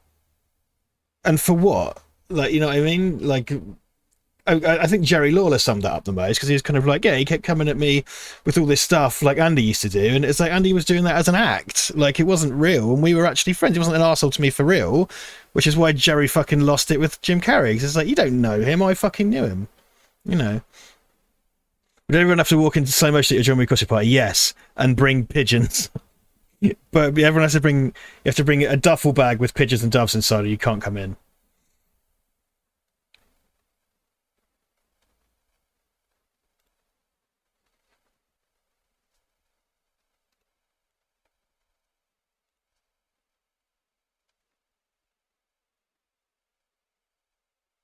Great shot. That super high, so good.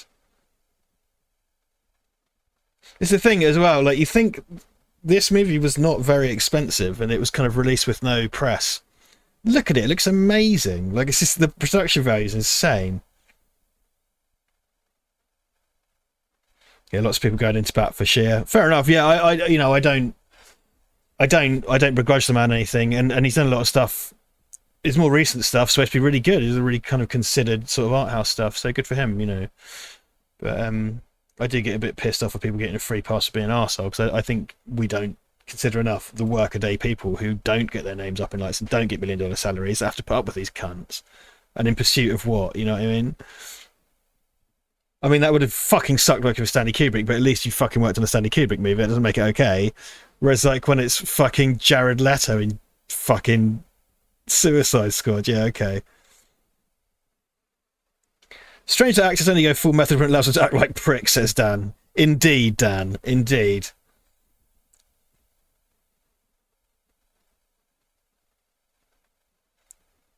Look at that. Bunch of naughty boys here to smash up the taxi rank.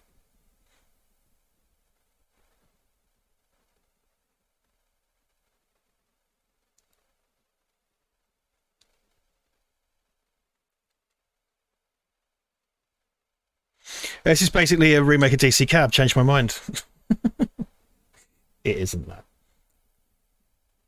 But it is that. It is that, actually. Whoa.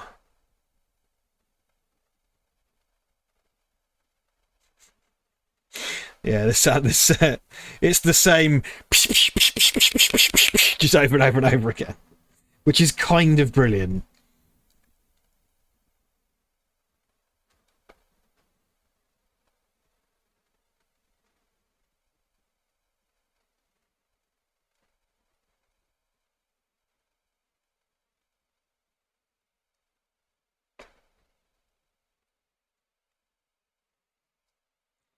You've had your taxi rank attacked by loads of Blues Brothers. It's no good, mate. It's no fucking good, mate.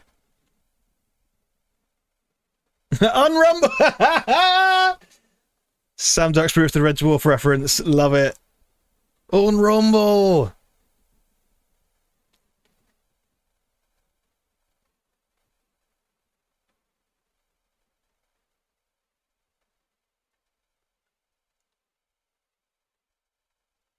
Yeah, it's just the same.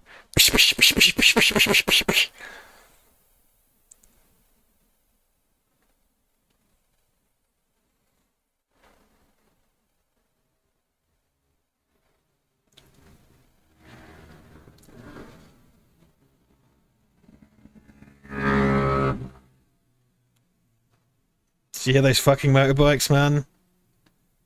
Every fucking day, dude. Constant bullshit down here. And that road connects to the A14 and the hospital, so like ambulances and cop cars come all day. Would you have guns in all the potted plants at your party? Yes, Rob, I would. That'd be great. Have loads of pigeons, right? Everyone's wearing kind of like paisley, and yeah, there'd be like Nerf guns and water. But there'd be just loads of be loads of pot plants everywhere with like Nerf guns and water pistols in them, just all scattered about. That'd be brilliant. Floyd, laptop running battery time code. Okay, Floyd, I'm going to count you in. Okay, you have a minute. You have a minute to get ready, okay? And I'm going to count you in for 108.45, mate. I'm going to count you in 108.45.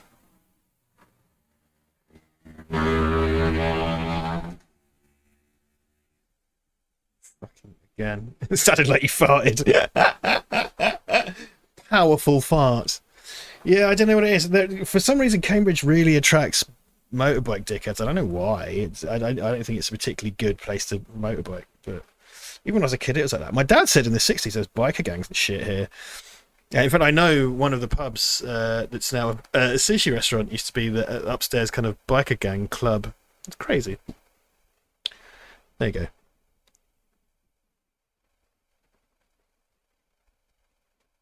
Okay, so Floyd, you have 10 seconds.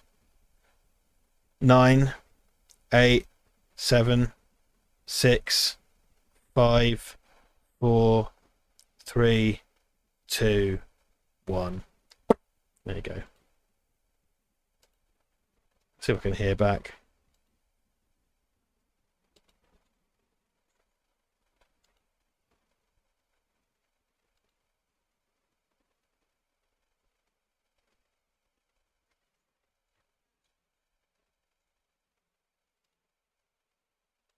I was trying to find the bit where my big motorcycle fart happened, but can't find it. Never mind.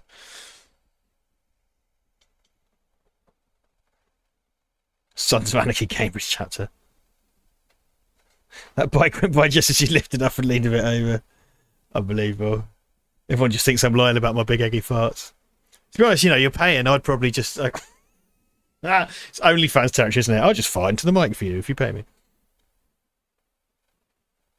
Quite like to do, but you know, I'd like to do a watch party of Battle Royale, or just talk about Battle Royale. It's a really interesting movie. You know, Japanese cinema is so different from Hong Kong stuff. It's a really amazing film. Sons of Troubling Events. It's crazy, like, because Cambridge is so funny because it's pretty safe here and everything, but it's also one of like the most unequal cities in Britain. So like Barnwell, which is just down the road from here, if you go from Barnwell to Newnham, which is over kind of West Cambridge, which is the posher side, there's a 10-year life expectancy gap. And it wasn't that long ago that the clubs were run by gangs, like only about 15-20 years ago. So like there's a Tesco now over a place called Fulbourn, and a guy was taken over to that Tesco and shot in the head. He was executed, and people locally know that it was to do with the gangs that ran all the clubs, but no one's ever been able to prove who did it. You know, I think the police have uncovered that it was about cocaine, but you know, a guy was fucking executed, like put on his knees and fucking executed a mile from here. It's crazy. It's just extremes. It's a place of extremes, you know. I mean, there was where I grew up, a man murdered his wife in front of his son in one of the council houses on my estate when I was a kid. Like that was one of the houses over the fence from us. It's crazy. It's crazy. You know, it's a safe place. I'm a 6-foot skinhead, so it's all right for me to say, but I walk around Cambridge all the time tonight because it's my hometown, right? I'll walk around any part of Cambridge. I've walked around at 4 a.m. at one time or another. So, you know, it's all right for me to say that, you know.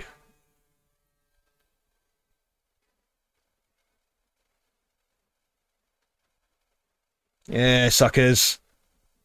Shell's got you cold.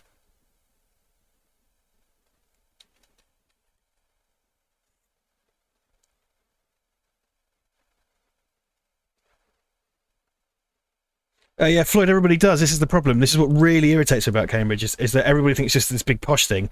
And that's because the working class communities here and the poor people here are it's a huge part of the community, but we're just forgotten. We never talked about. I say we. I grew up like that. I'm lucky now, but like, the local people are just not a thing. We're not talked about. It's like we don't exist. And the university are more than happy with that situation. So a 10-year life expectancy gap, man, that's perverse. Like, Barnwell is nationally recognised as one of the hotspots of poverty nationally. It's mad, isn't it? And then Cambridge University will have a summer ball where Dizzy Rascal comes to play, and it's £200 a ticket. And you're considered lucky to fucking wait the tables at a Cambridge University gig, a Cambridge University ball. You're lucky to be a fucking servant to those people. Anyway, that's the meeting down at the docks next week. Is there a baby throwing scene in this? Says Sam. That's Oxbridge. Says Mingdong. Good old Oxbridge University, eh? Batgirl's alma mater. Anyway, I could angrily rant about income inequality in Cambridge all evening. So there you go. Yeah, it's a woo trolley. It's not a woo movie without a woo trolley. I love the music here.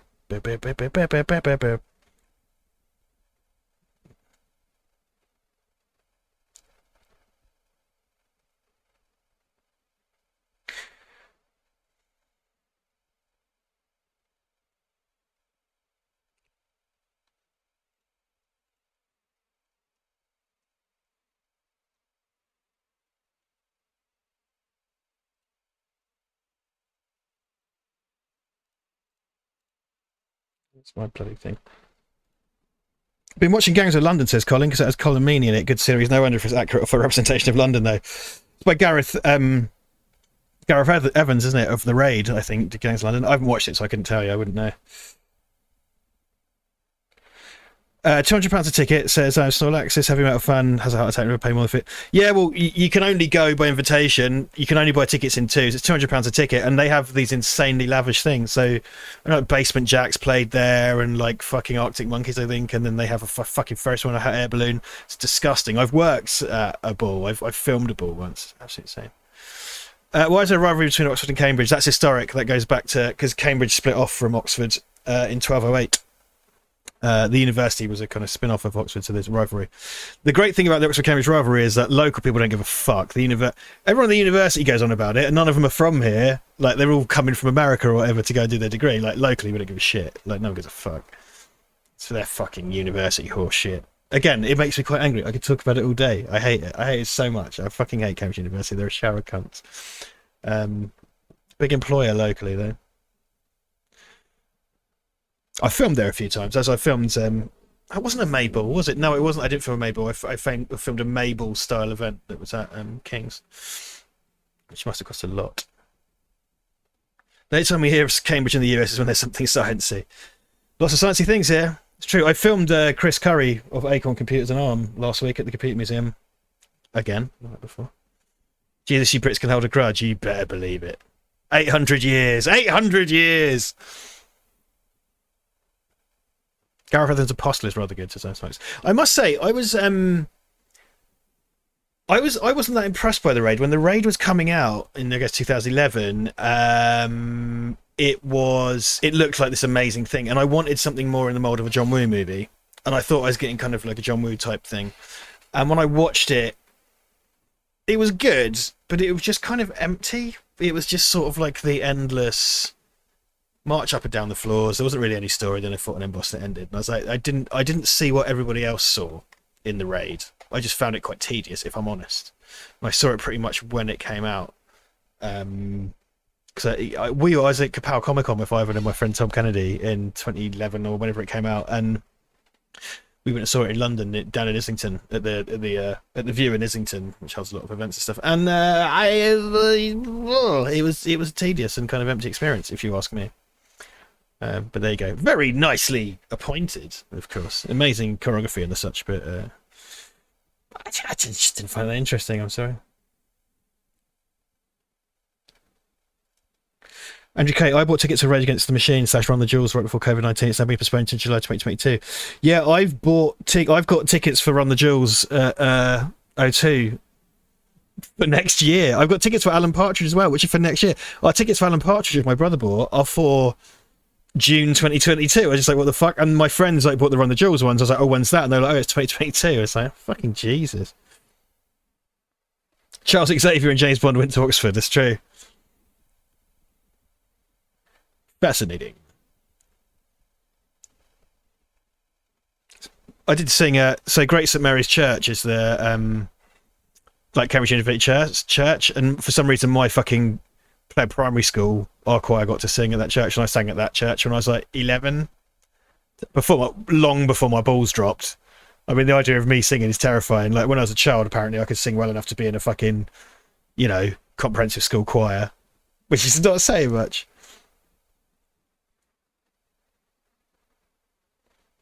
Wiggle Exchange. The Raid is the best action film that John Carpenter ever directed. I often thought I should rewatch The Raid, but I just found it I found it just kind of empty. I don't know, but maybe I watched it wrong. People say the second one's better, and I was kind of like, do I want more of that, really? I'm surprised that fucking remake never happened, actually. Also, they released it in the West as The Raid Redemption. Why? What's wrong with The Raid? Eh? Anyway. It's a powerfully brown jacket from that man. Oh, Petter contest. Bond went to Cambridge according to The Spy Who Loved Me. Oh my god. Contention. Maybe he did both. It's possible. People do it.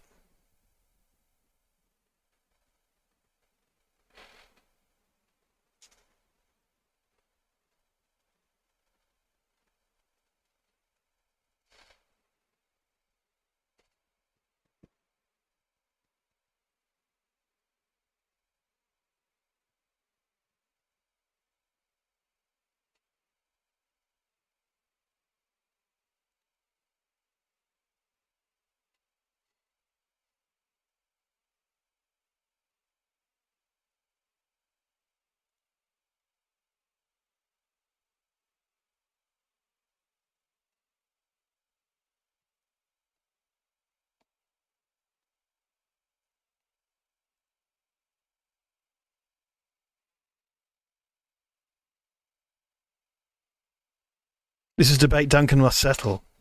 Shall I ping him a WhatsApp? Tomorrow Never Dies confirmed Oxford. Okay, I'm going to ping him a WhatsApp, see what Duncan says. That's right, I've WhatsApp desktop, that's right.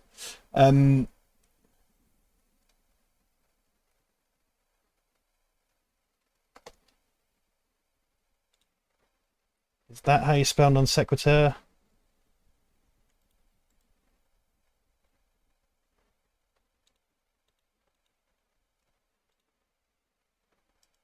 Possibly.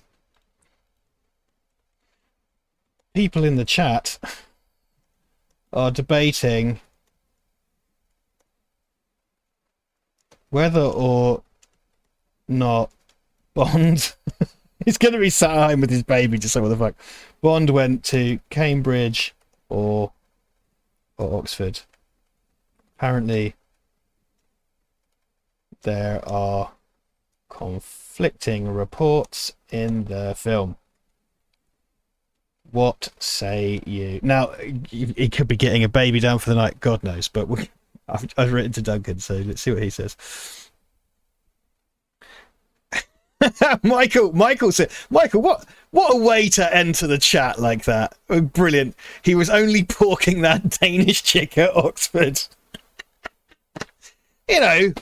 Your missus has been here all night, chatting away. Haven't heard a word from Michael. And his first message has the word porking in it. Our Patreon hard at work. Precisely, Petter, precisely. Okay, yeah, see, look at this discussion.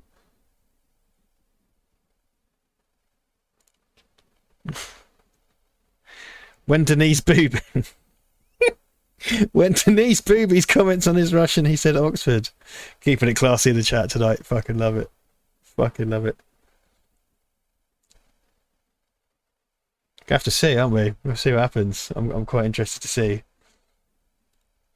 I would still I think I said before, if we do, I'd love to give you guys a tour of Cambridge because I used to tour guide here. So if we ever do the kind of screening and COVID's over and a bunch of you come to Cambridge, I'll happily give you a tour of Cambridge as part of the experience.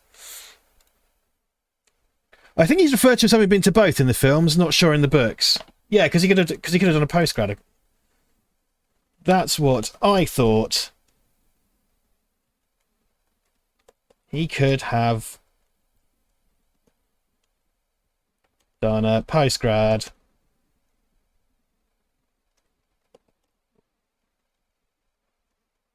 Okay, well that's, look, Duncan's not put a button on it. It's just saying,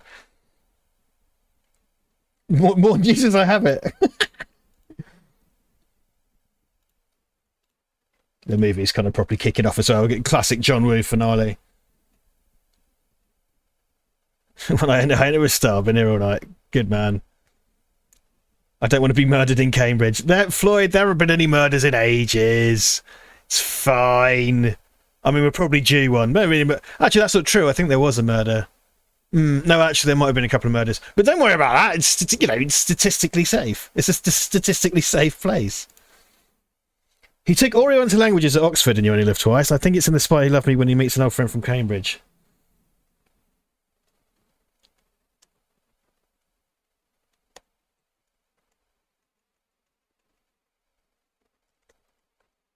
There you go.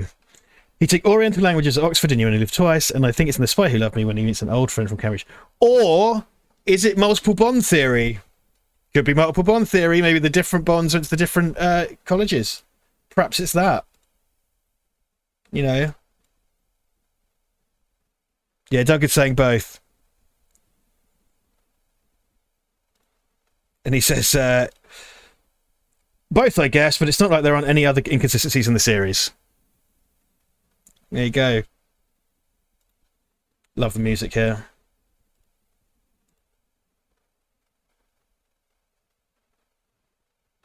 I love the cinematography of this as well. It's such a beautiful looking film. Really good kind of wide shots and establishing shots. Like really kind of nice colour palette as well.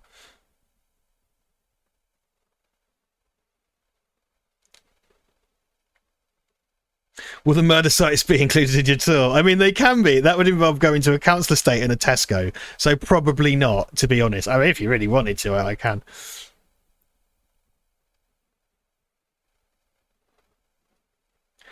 I'm Snorlax. Right now, the tone has been lowered. We had an email sent around the office building. It stated that the cleaners have found a pair of used blue lacy knickers in the toilets. Nobody cleaned them. After talking about knickers, my Facebook started advertising blue knickers towards me.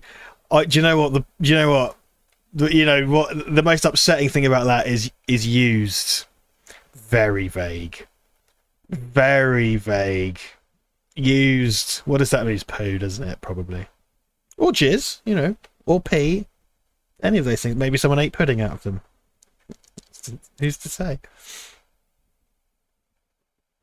The informant went to Cambridge and The Spy Who Loved Me. I mean, that's just what I'm remembering. I mean, it's quite common for people to go to both and do a postgrad at one, undergraduate at one, and postgrad at the other, or two undergraduate. It's not unheard of. And Bond seems like that level of posh. So let's stick to that. It's just a code name theory to annoy Duncan. Should I put? We've all agreed that Bond is a codename theory is true, and that is why.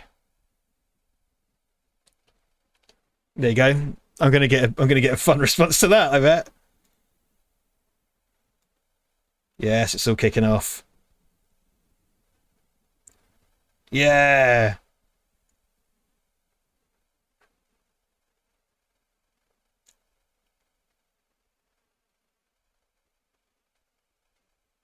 Fucking hell, listen to this. Floyd, according to Wiki, after being sent out from Eton, Bond is sent to Fettes College in Scotland, his father's school, Bond alluding briefly to attending the University of Geneva. The University of Geneva, so that throws another spanner into the works. So nice to include Duncan in this watch party, even though he's not here. Yeah, he thought he had a night off. Absolutely not. When the hashtag Bond speculation comes out, I got to get involved. Let the games begin! Yeah, Floyd's coming with the wiki facts, man. So, University of Geneva.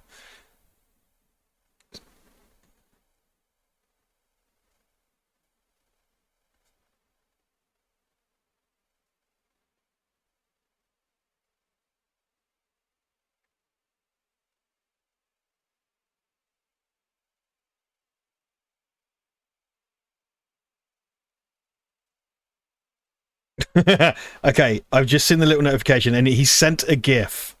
What GIF has he sent?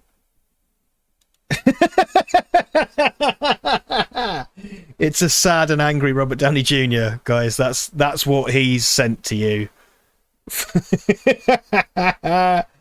It's just followed by "it's really not" though in italics. Good work, guys. We pissed off Duncan. I'm very, very, very happy with this outcome. Let's see if this will encourage him to come into the chat here just to set us all right. Floyd, you wouldn't get these wiki facts on Oliver's channel. Lol. Duncan is here in spirit, says Marco, despite not being, dead.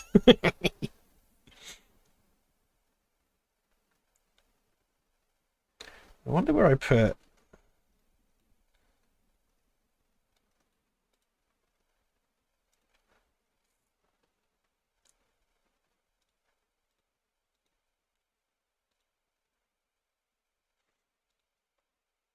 Just gonna have a quick check. So I'm gonna put the. I might have my little type, a type to your bleed scene. Oh, I just belched into the mic. Sorry. This is what you pay for, isn't it? Dreadful, dreadful man. Yeah, not there. So as you came there, I'm going to pop a little bit of type to your bleed in, which you can't tell Duncan about because I'll be in so much trouble. All right. Oh, I've got 32 subscribers on my personal channel. How exciting. Yes. Okay. Okay. Oh, God, there's some stuff in here as well that you absolutely cannot see.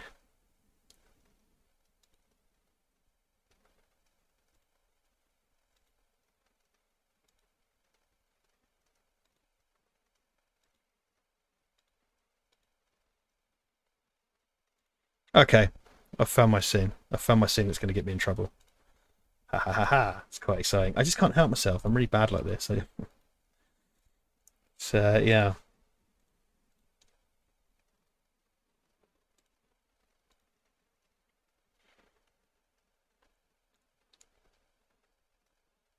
Tell him it goes Casino Royale to Spectre, Ducks Node to die another, and then he'll flip. Fantastic. Bait him out. Easy. This is what I was hoping for. It's pronounced GIF or GIF. Here's the thing about the word GIF and GIF. I can't remember the guy's name who invented the GIF. He came back like some deadbeat dad and started going, it's pronounced GIF. It's like, fuck you, mate. You went out to get cigarettes 20 years ago when I was building a GeoCity site and never came back. GIF or die, baby. But Chris Thompson's doing this scone or scone joke. I get it, but I just ruined it by being an idiot. Continue to send facts that are wrong and he hates, and he will come to us. He did follow up. He was he was typing, but he clearly thought better of it. So he might be in here, angrily watching.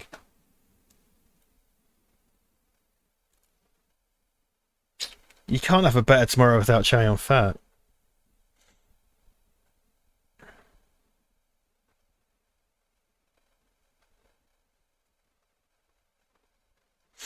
I've seen, so I saw a YouTube video pop up the other day insisting that Connery is Bond in The Rock, which we talked about on the night. It's a very commonly discussed thing, isn't it? That Connery is Bond in The Rock. Look at that spectacular shot, that wide of him silhouetted with all the smoke. Absolutely spectacular. Just all looks so expensive.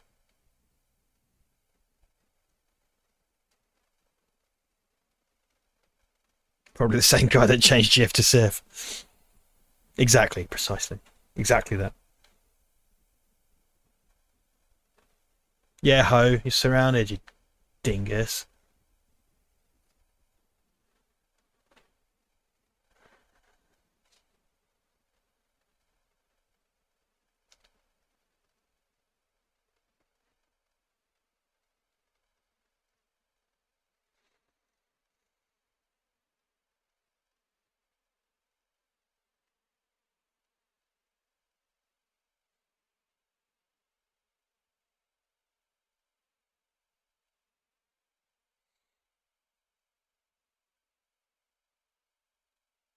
Sorry, I was a bit wrapped by the movie there.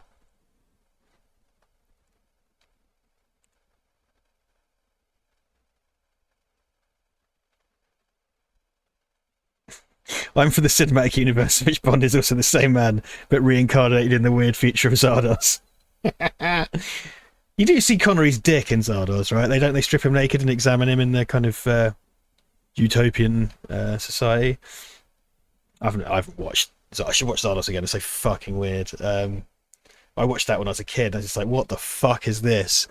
And it's like, hey, 70s sci-fi is fucking weird and crazy. Watch more of that. And I went, yeah, okay. Let's do that.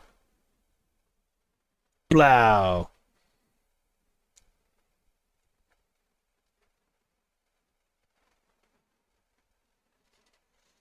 Is your toothache better? Have you asked? Talked about that earlier, Dan? Not really. No.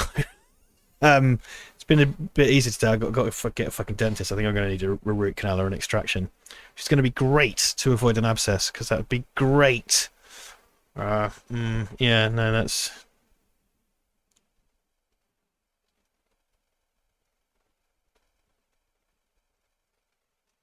I think you just see a lot of pubic hair, suspect. Yeah, I can imagine that. Yeah.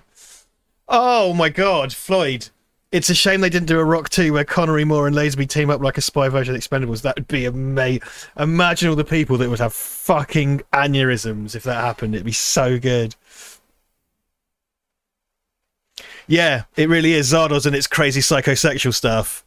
It's so like, because of the whole bit about the bit where he gets a boner when they're examining him and stuff. Oh, fucking Zardoz. I mean, that's, you know, which mad lad would come to the Val Verde meetup dressed in Zardoz gear with the red fucking holsters and the chaps and shit? Amazing.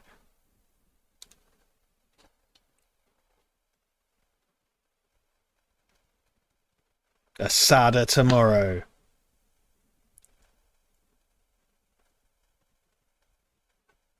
Rub some ground-up cocodable in it. Jesus. Well, there you go. Back tomorrow. Omar's pick. Good one, Omar. Nice work. More woo. More woo. Yeah, great movie. So, you know, it's kind of the scene setter for John Woo, isn't it? Yeah, you know, great movie. Yeah. Bit of slack bass as well in the music there. Oof. Right, so who is up for a little bit of Type Your Bleeds, which is going to get me in trouble, but I'm going to do anyway. I think you all are, aren't you? Very good at it. Right, so this is one scene. I'll get it ready. I'm going to have to do some jiggery pokery as well. I might have to throw away to the. I'm probably going to have to throw away to the intermission card to set it up and then play it. Yes, Floyd. It does say Beijing the hair culture. No idea why that is. It's weird. Yeah, I was there. There he is.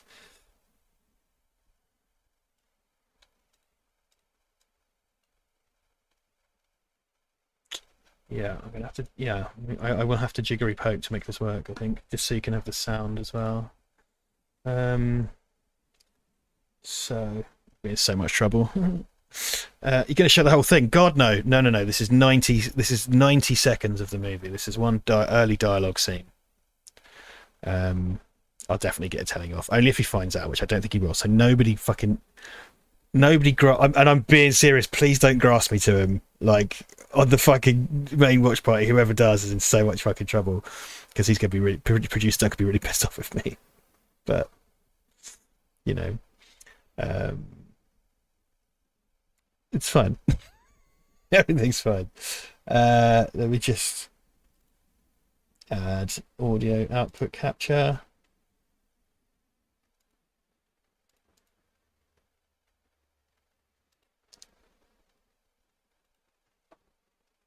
So this is where the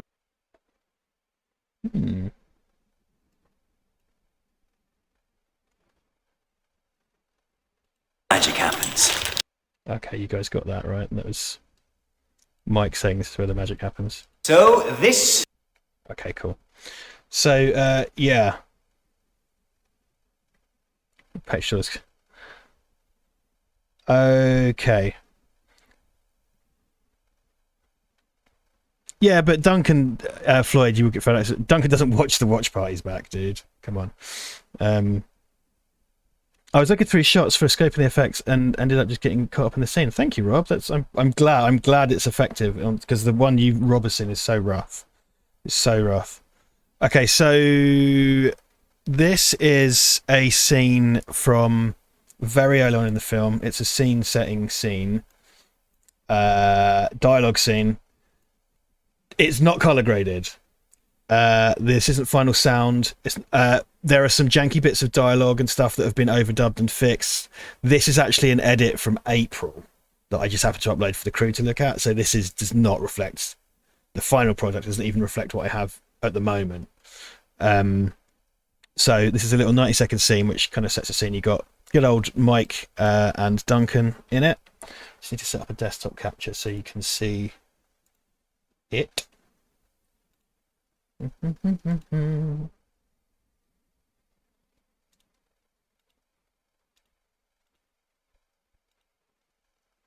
Okay, so here we go. Here's our little scene from Type Till You Bleed.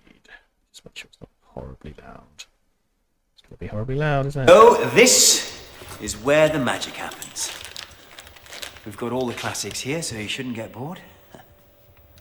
We got a new FIFA? No, we haven't got the new FIFA.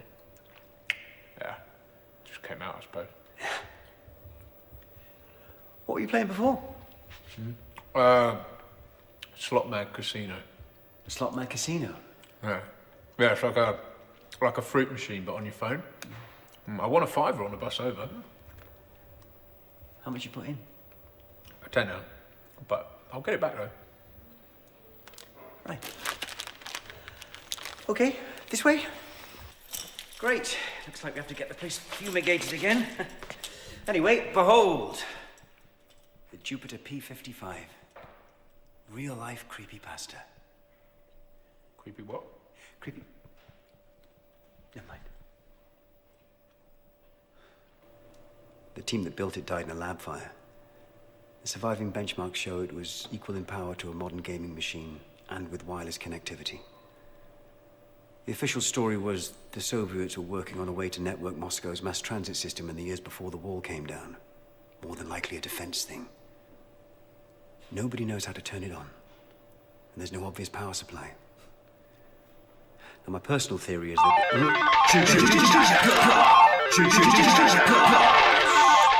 Get in.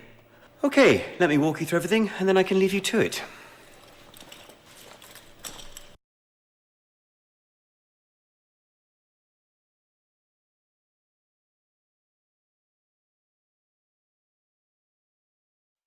Right, there you go. There's our little scene. I hope you enjoyed it. It's not final. There's a few things that have been fixed and that, and pacing and stuff like that. But it's probably one of my favourite scenes in the movie. Like, I think the actors were just so good. Rob's asking if you've seen Mike and stuff. Mike's done quite a lot. Yeah, Mike's done quite a bit of TV. He's done quite a few movies. He's done a few of Mark's movies. He's one of the pilots in.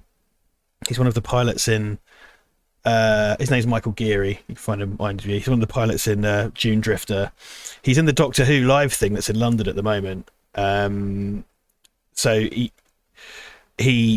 gets about. He's done loads of ads and stuff. Yeah, the game sound Rob's not in the cut you saw. I'm getting Liam's going to do a better one. I just made that for a temp thing. That's my voice going jackpot, jackpot, jackpot. So yeah, thanks guys. They really nailed the comedy stuff in it. There's a scene before that's kind of a comedy scene as well, and we filmed that on the Blackmagic with the kind of, so I got a cine lens and stuff for it, and that scene in particular was supposed to be loads and loads of shots and all segmented, and I went in off the shoulder for a kind of documentary style look, and I kind of went like, oh guys, let's try it like this and just see if it flows, and we'll set up for the main thing. They did that, and that was it. I was happy. I did like that first one. I think I may have only done one or two takes. They just got it. Those two bounce off each other so well. They've got really good chemistry. and they did that. They were like giggling, and having laughs and shit when they were off camera. So I knew that kind of stuff would sell. And we got some. There's a ton of fucking bloopers as well. I thought I might make some kind of Patreon exclusive something for you guys. Maybe a blooper reel or something, because there's a ton of shit we could use. I've got that. So the computer, which you saw briefly, is called the Jupiter, and it's like 7 feet high, made of MDF. It's in my fucking garden at the moment, because it's I've got nowhere to put it, and I need to fill in some close-ups and stuff. I still got a few little bits to do with it. I've still got little pickups to get. So, you know, it's fucking sat under a tarp in my garden, which is a bit of a nightmare. But it is there. I can also show you... Hold on.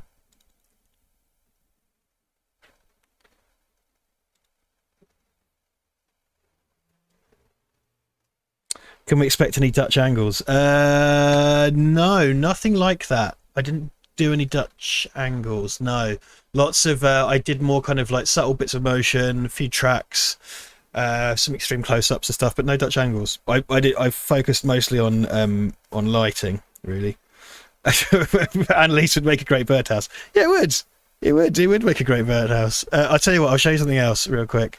So those of you, I won't go into it again, but Jeff Capes' Foxy Flingo is the thing that, based on Dan Lyles' Billy Bullshit story, has become a thing. And I said on the stream that when Foxy Flingo was invented, that I would put Foxy Flingo into the movie, which I have done. And I'm going to show you the shot where Foxy Flingo is in the film. Jeff Capes' Foxy Flingo. So here we go. Here we go. So briefly, there's a kind of thing of all the computers turning on, and we get.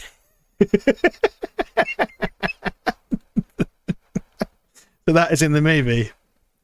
I think that's in log. That needs a color grade on it and stuff.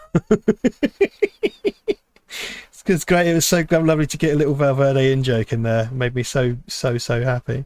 I have a fake split diopter, actually. Split diopter, Sam. So I did do a fake split diopter in the film, which I may or may not use. I think it works. It looks quite good, but I shot some plates to do a fake split diopter, which I think works. Invite Jeff to the premiere, says Dam. He used to be a policeman in Cambridgeshire, so you know he could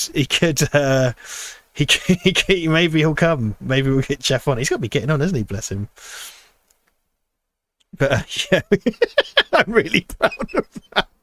It's not. I think this was a Spectrum QL, so I think it was an appropriate machine. I'm not sure, because I know Jason, the owner, would fucking lose his mind if I used the wrong machine.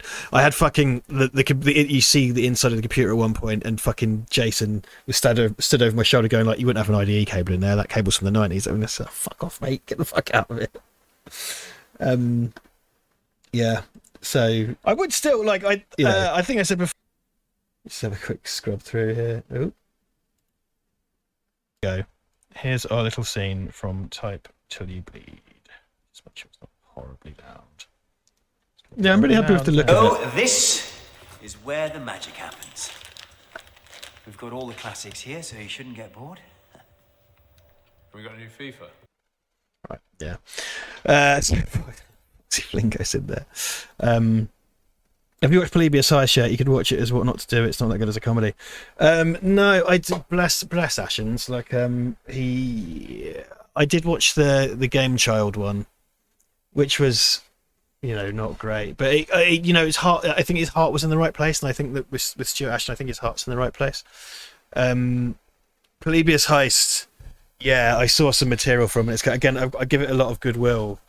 But I'm just kind of like, dude, you know, this doesn't look good. Again, with the best will in the world, it just doesn't look good.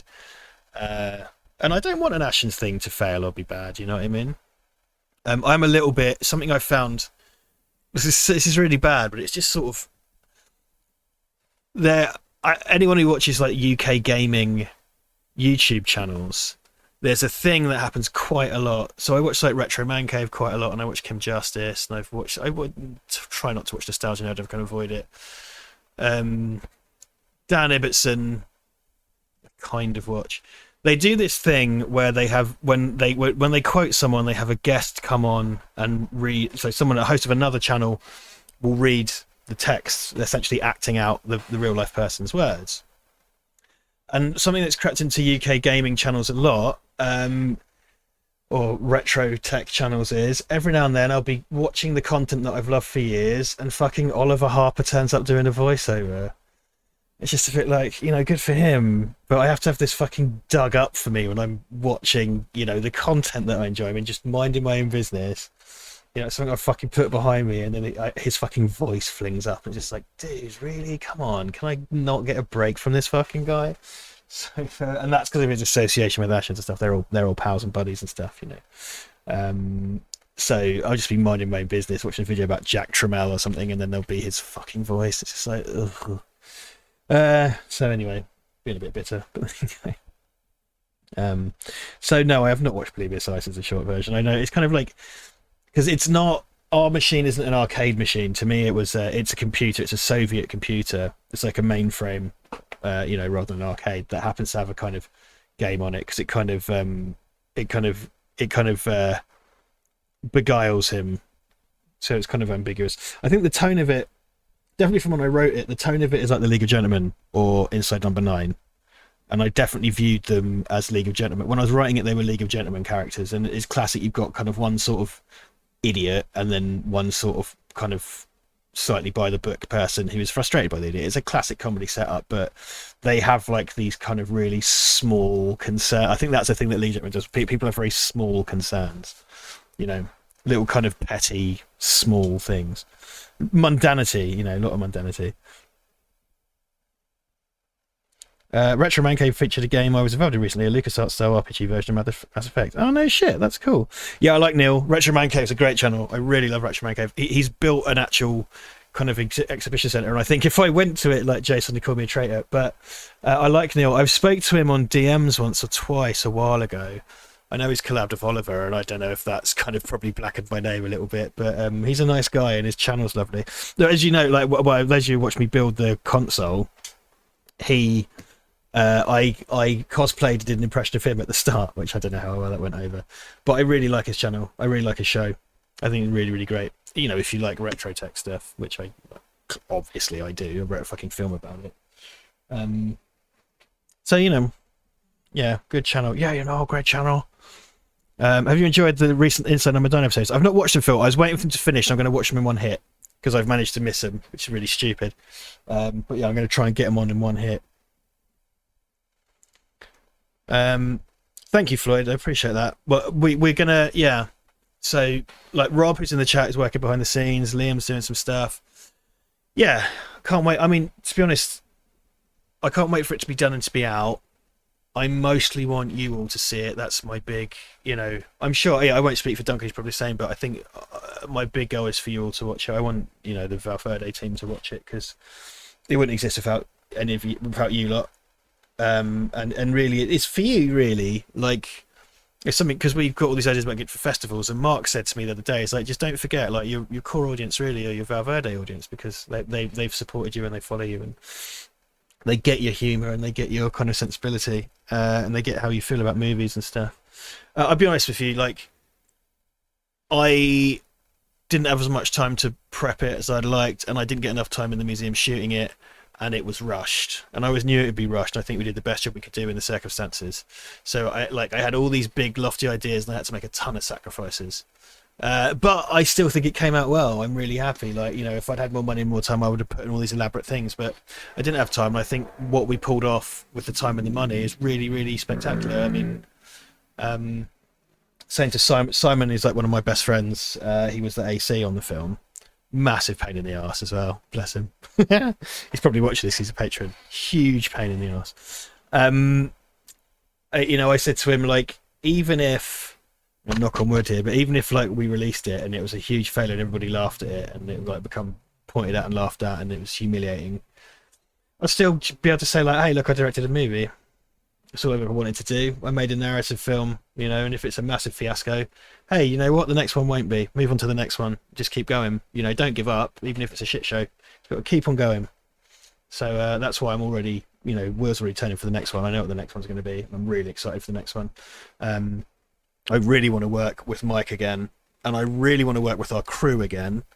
If I get everybody back, I will. And I really want to put Mike and Duncan together because they have this great chemistry. Him and Duncan have this amazing chemistry, and I think if we were to write something for him, you know, that would for them as a duo. Because I was supposed to play, by the way, Mike, the bearded guy, I was supposed to play that part. That was written for me, and they're kind of like the characters are sort of really extreme versions of Richard and Duncan, really. And I realised quite early on, it's just like, there's no way I'm going to be able to do this with everything else going on. And I'm not an actor. And then it was Duncan's idea to bring in Mike, because we know Mike through Mark and Brad. And it was Duncan's idea to cast Mike, and Mike just snapped it up, bless him. He was great. So, you know, yeah, it's exciting. It's really exciting. I've had to kind of have my hands off it for a little bit, because I've just been so busy with other stuff, because work has started to come back. But more importantly, I just, you know, I really have to focus on having enough money to pay the rent every month at the moment, which has been fine. It's just been so precarious because of COVID. Things are starting to come back to life, but I just got to focus. I just make sure that I have enough money in the bank every month to pay the rent. So, you know, unfortunately, that puts kind of creative endeavours on the back burner a little bit, which is a bit of a pain in the arse. But hey, you know, that's life, isn't it? That's life. But yeah, I'm really, really excited to share it, and we can screen it at the museum theoretically. So when it's ready, I really, really, really want to do a screen at the museum and have people down. It'd be so fucking cool. It'd be so cool to get you over and screen the movie. And again, if we just do that, I'll be so happy, you know, to have it. Be so happy to have you guys down and see it, you know. Yeah, it's exciting. I'm excited. I just in a kind of sedate excitement because it's slow, but we're taking our time. That's the other thing. We decided not to rush for any arbitrary deadlines. You know, we need to just make it as good as it's going to be. And even producer Bill was like, just make the best movie. Don't rush. Make the best movie you can. Because good old Bill Bossert, who turns up in the chat stuff, he paid for it. You know, he agreed to fund it. He literally said to me, "I'll give you this money to make whatever you want. Just pitch it to me. Make whatever you want." That's pretty exciting, isn't it? I mean, it's a small amount of money. And by the way, we stretched that budget. We stretched that budget so hard. Like, I've blagged so much production value for no money. So yeah, look, guys, it'd be like October or something. So Annalise and Michael are down. Sam's keen. It'll be a few months down the line, Sam. You know, Halloween, right? October. It's a horror movie, comedy horror movie. That's what you want. Get it out for then. That'd be great. And you could come dick around with the computers. I just like, how cool would it be? Like, you know, all the secret cinema stuff, whatever. But you could come and sit in the room. We could screen it in the room it was shot in, which I find that really exciting. That's really cool. You know, we could screen it in the room in which it was shot. You know. So I think I'm going to wrap up. I reckon if that pleases the court, I'm going to wrap things up. I'm thinking about going for a run. You know, I've got my running gear on. I didn't manage to do it today. I might go for a late night run, though it's still light because we're approaching the solstice, so it's still light. So I think I'll do that. But yeah, I think I'm going to wrap up, Tim, if that pleases the court, for this meeting of the Midnight Society. If it's on Halloween, I will be in costume. Fantastic. Rob and Petter sharing a hotel room, amazing. Yeah, man, club in, get it cheaper. There is a Travelodge and a Premier Inn, both around the corner.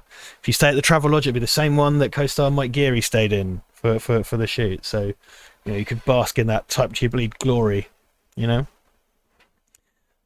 So yes, if it pleases you all, I'm going to wrap up, I think, and go maybe run, get something to eat. Running like a fucking loon. My running's really fallen off. You lose running fitness so quickly, it's insane.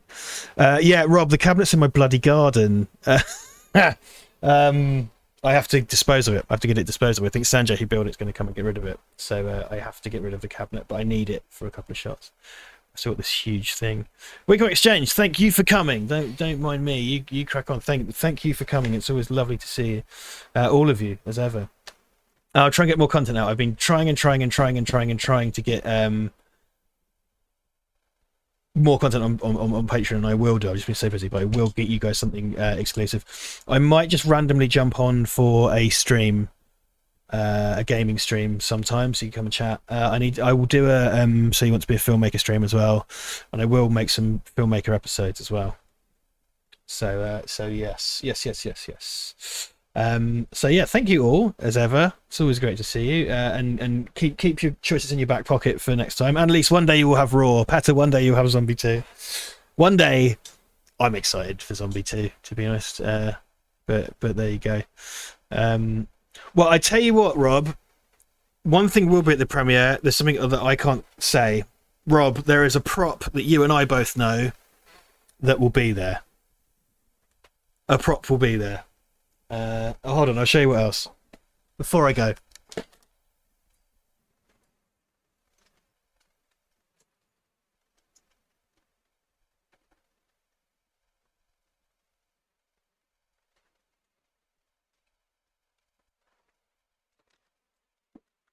These are not the props I'm referring to, but it's Mike and Duncan's characters. Oh, very shiny. They're ID badges from the movie that I made. And they've even got backs on them which have Easter eggs on them that you never see. These barcodes, if you scan them, actually give you spoilers for the movie. Because that's the kind of level of fucking design I put into shit, because I don't know what's wrong with me. And yes, they're called Curry and Sinclair. You can have a biscuit if you know that reference. I've kind of referred to it already tonight, actually. Okay, so that's it. I'm signing off, team. Take care of yourselves, and I will see you all soon. Bye, Dubai.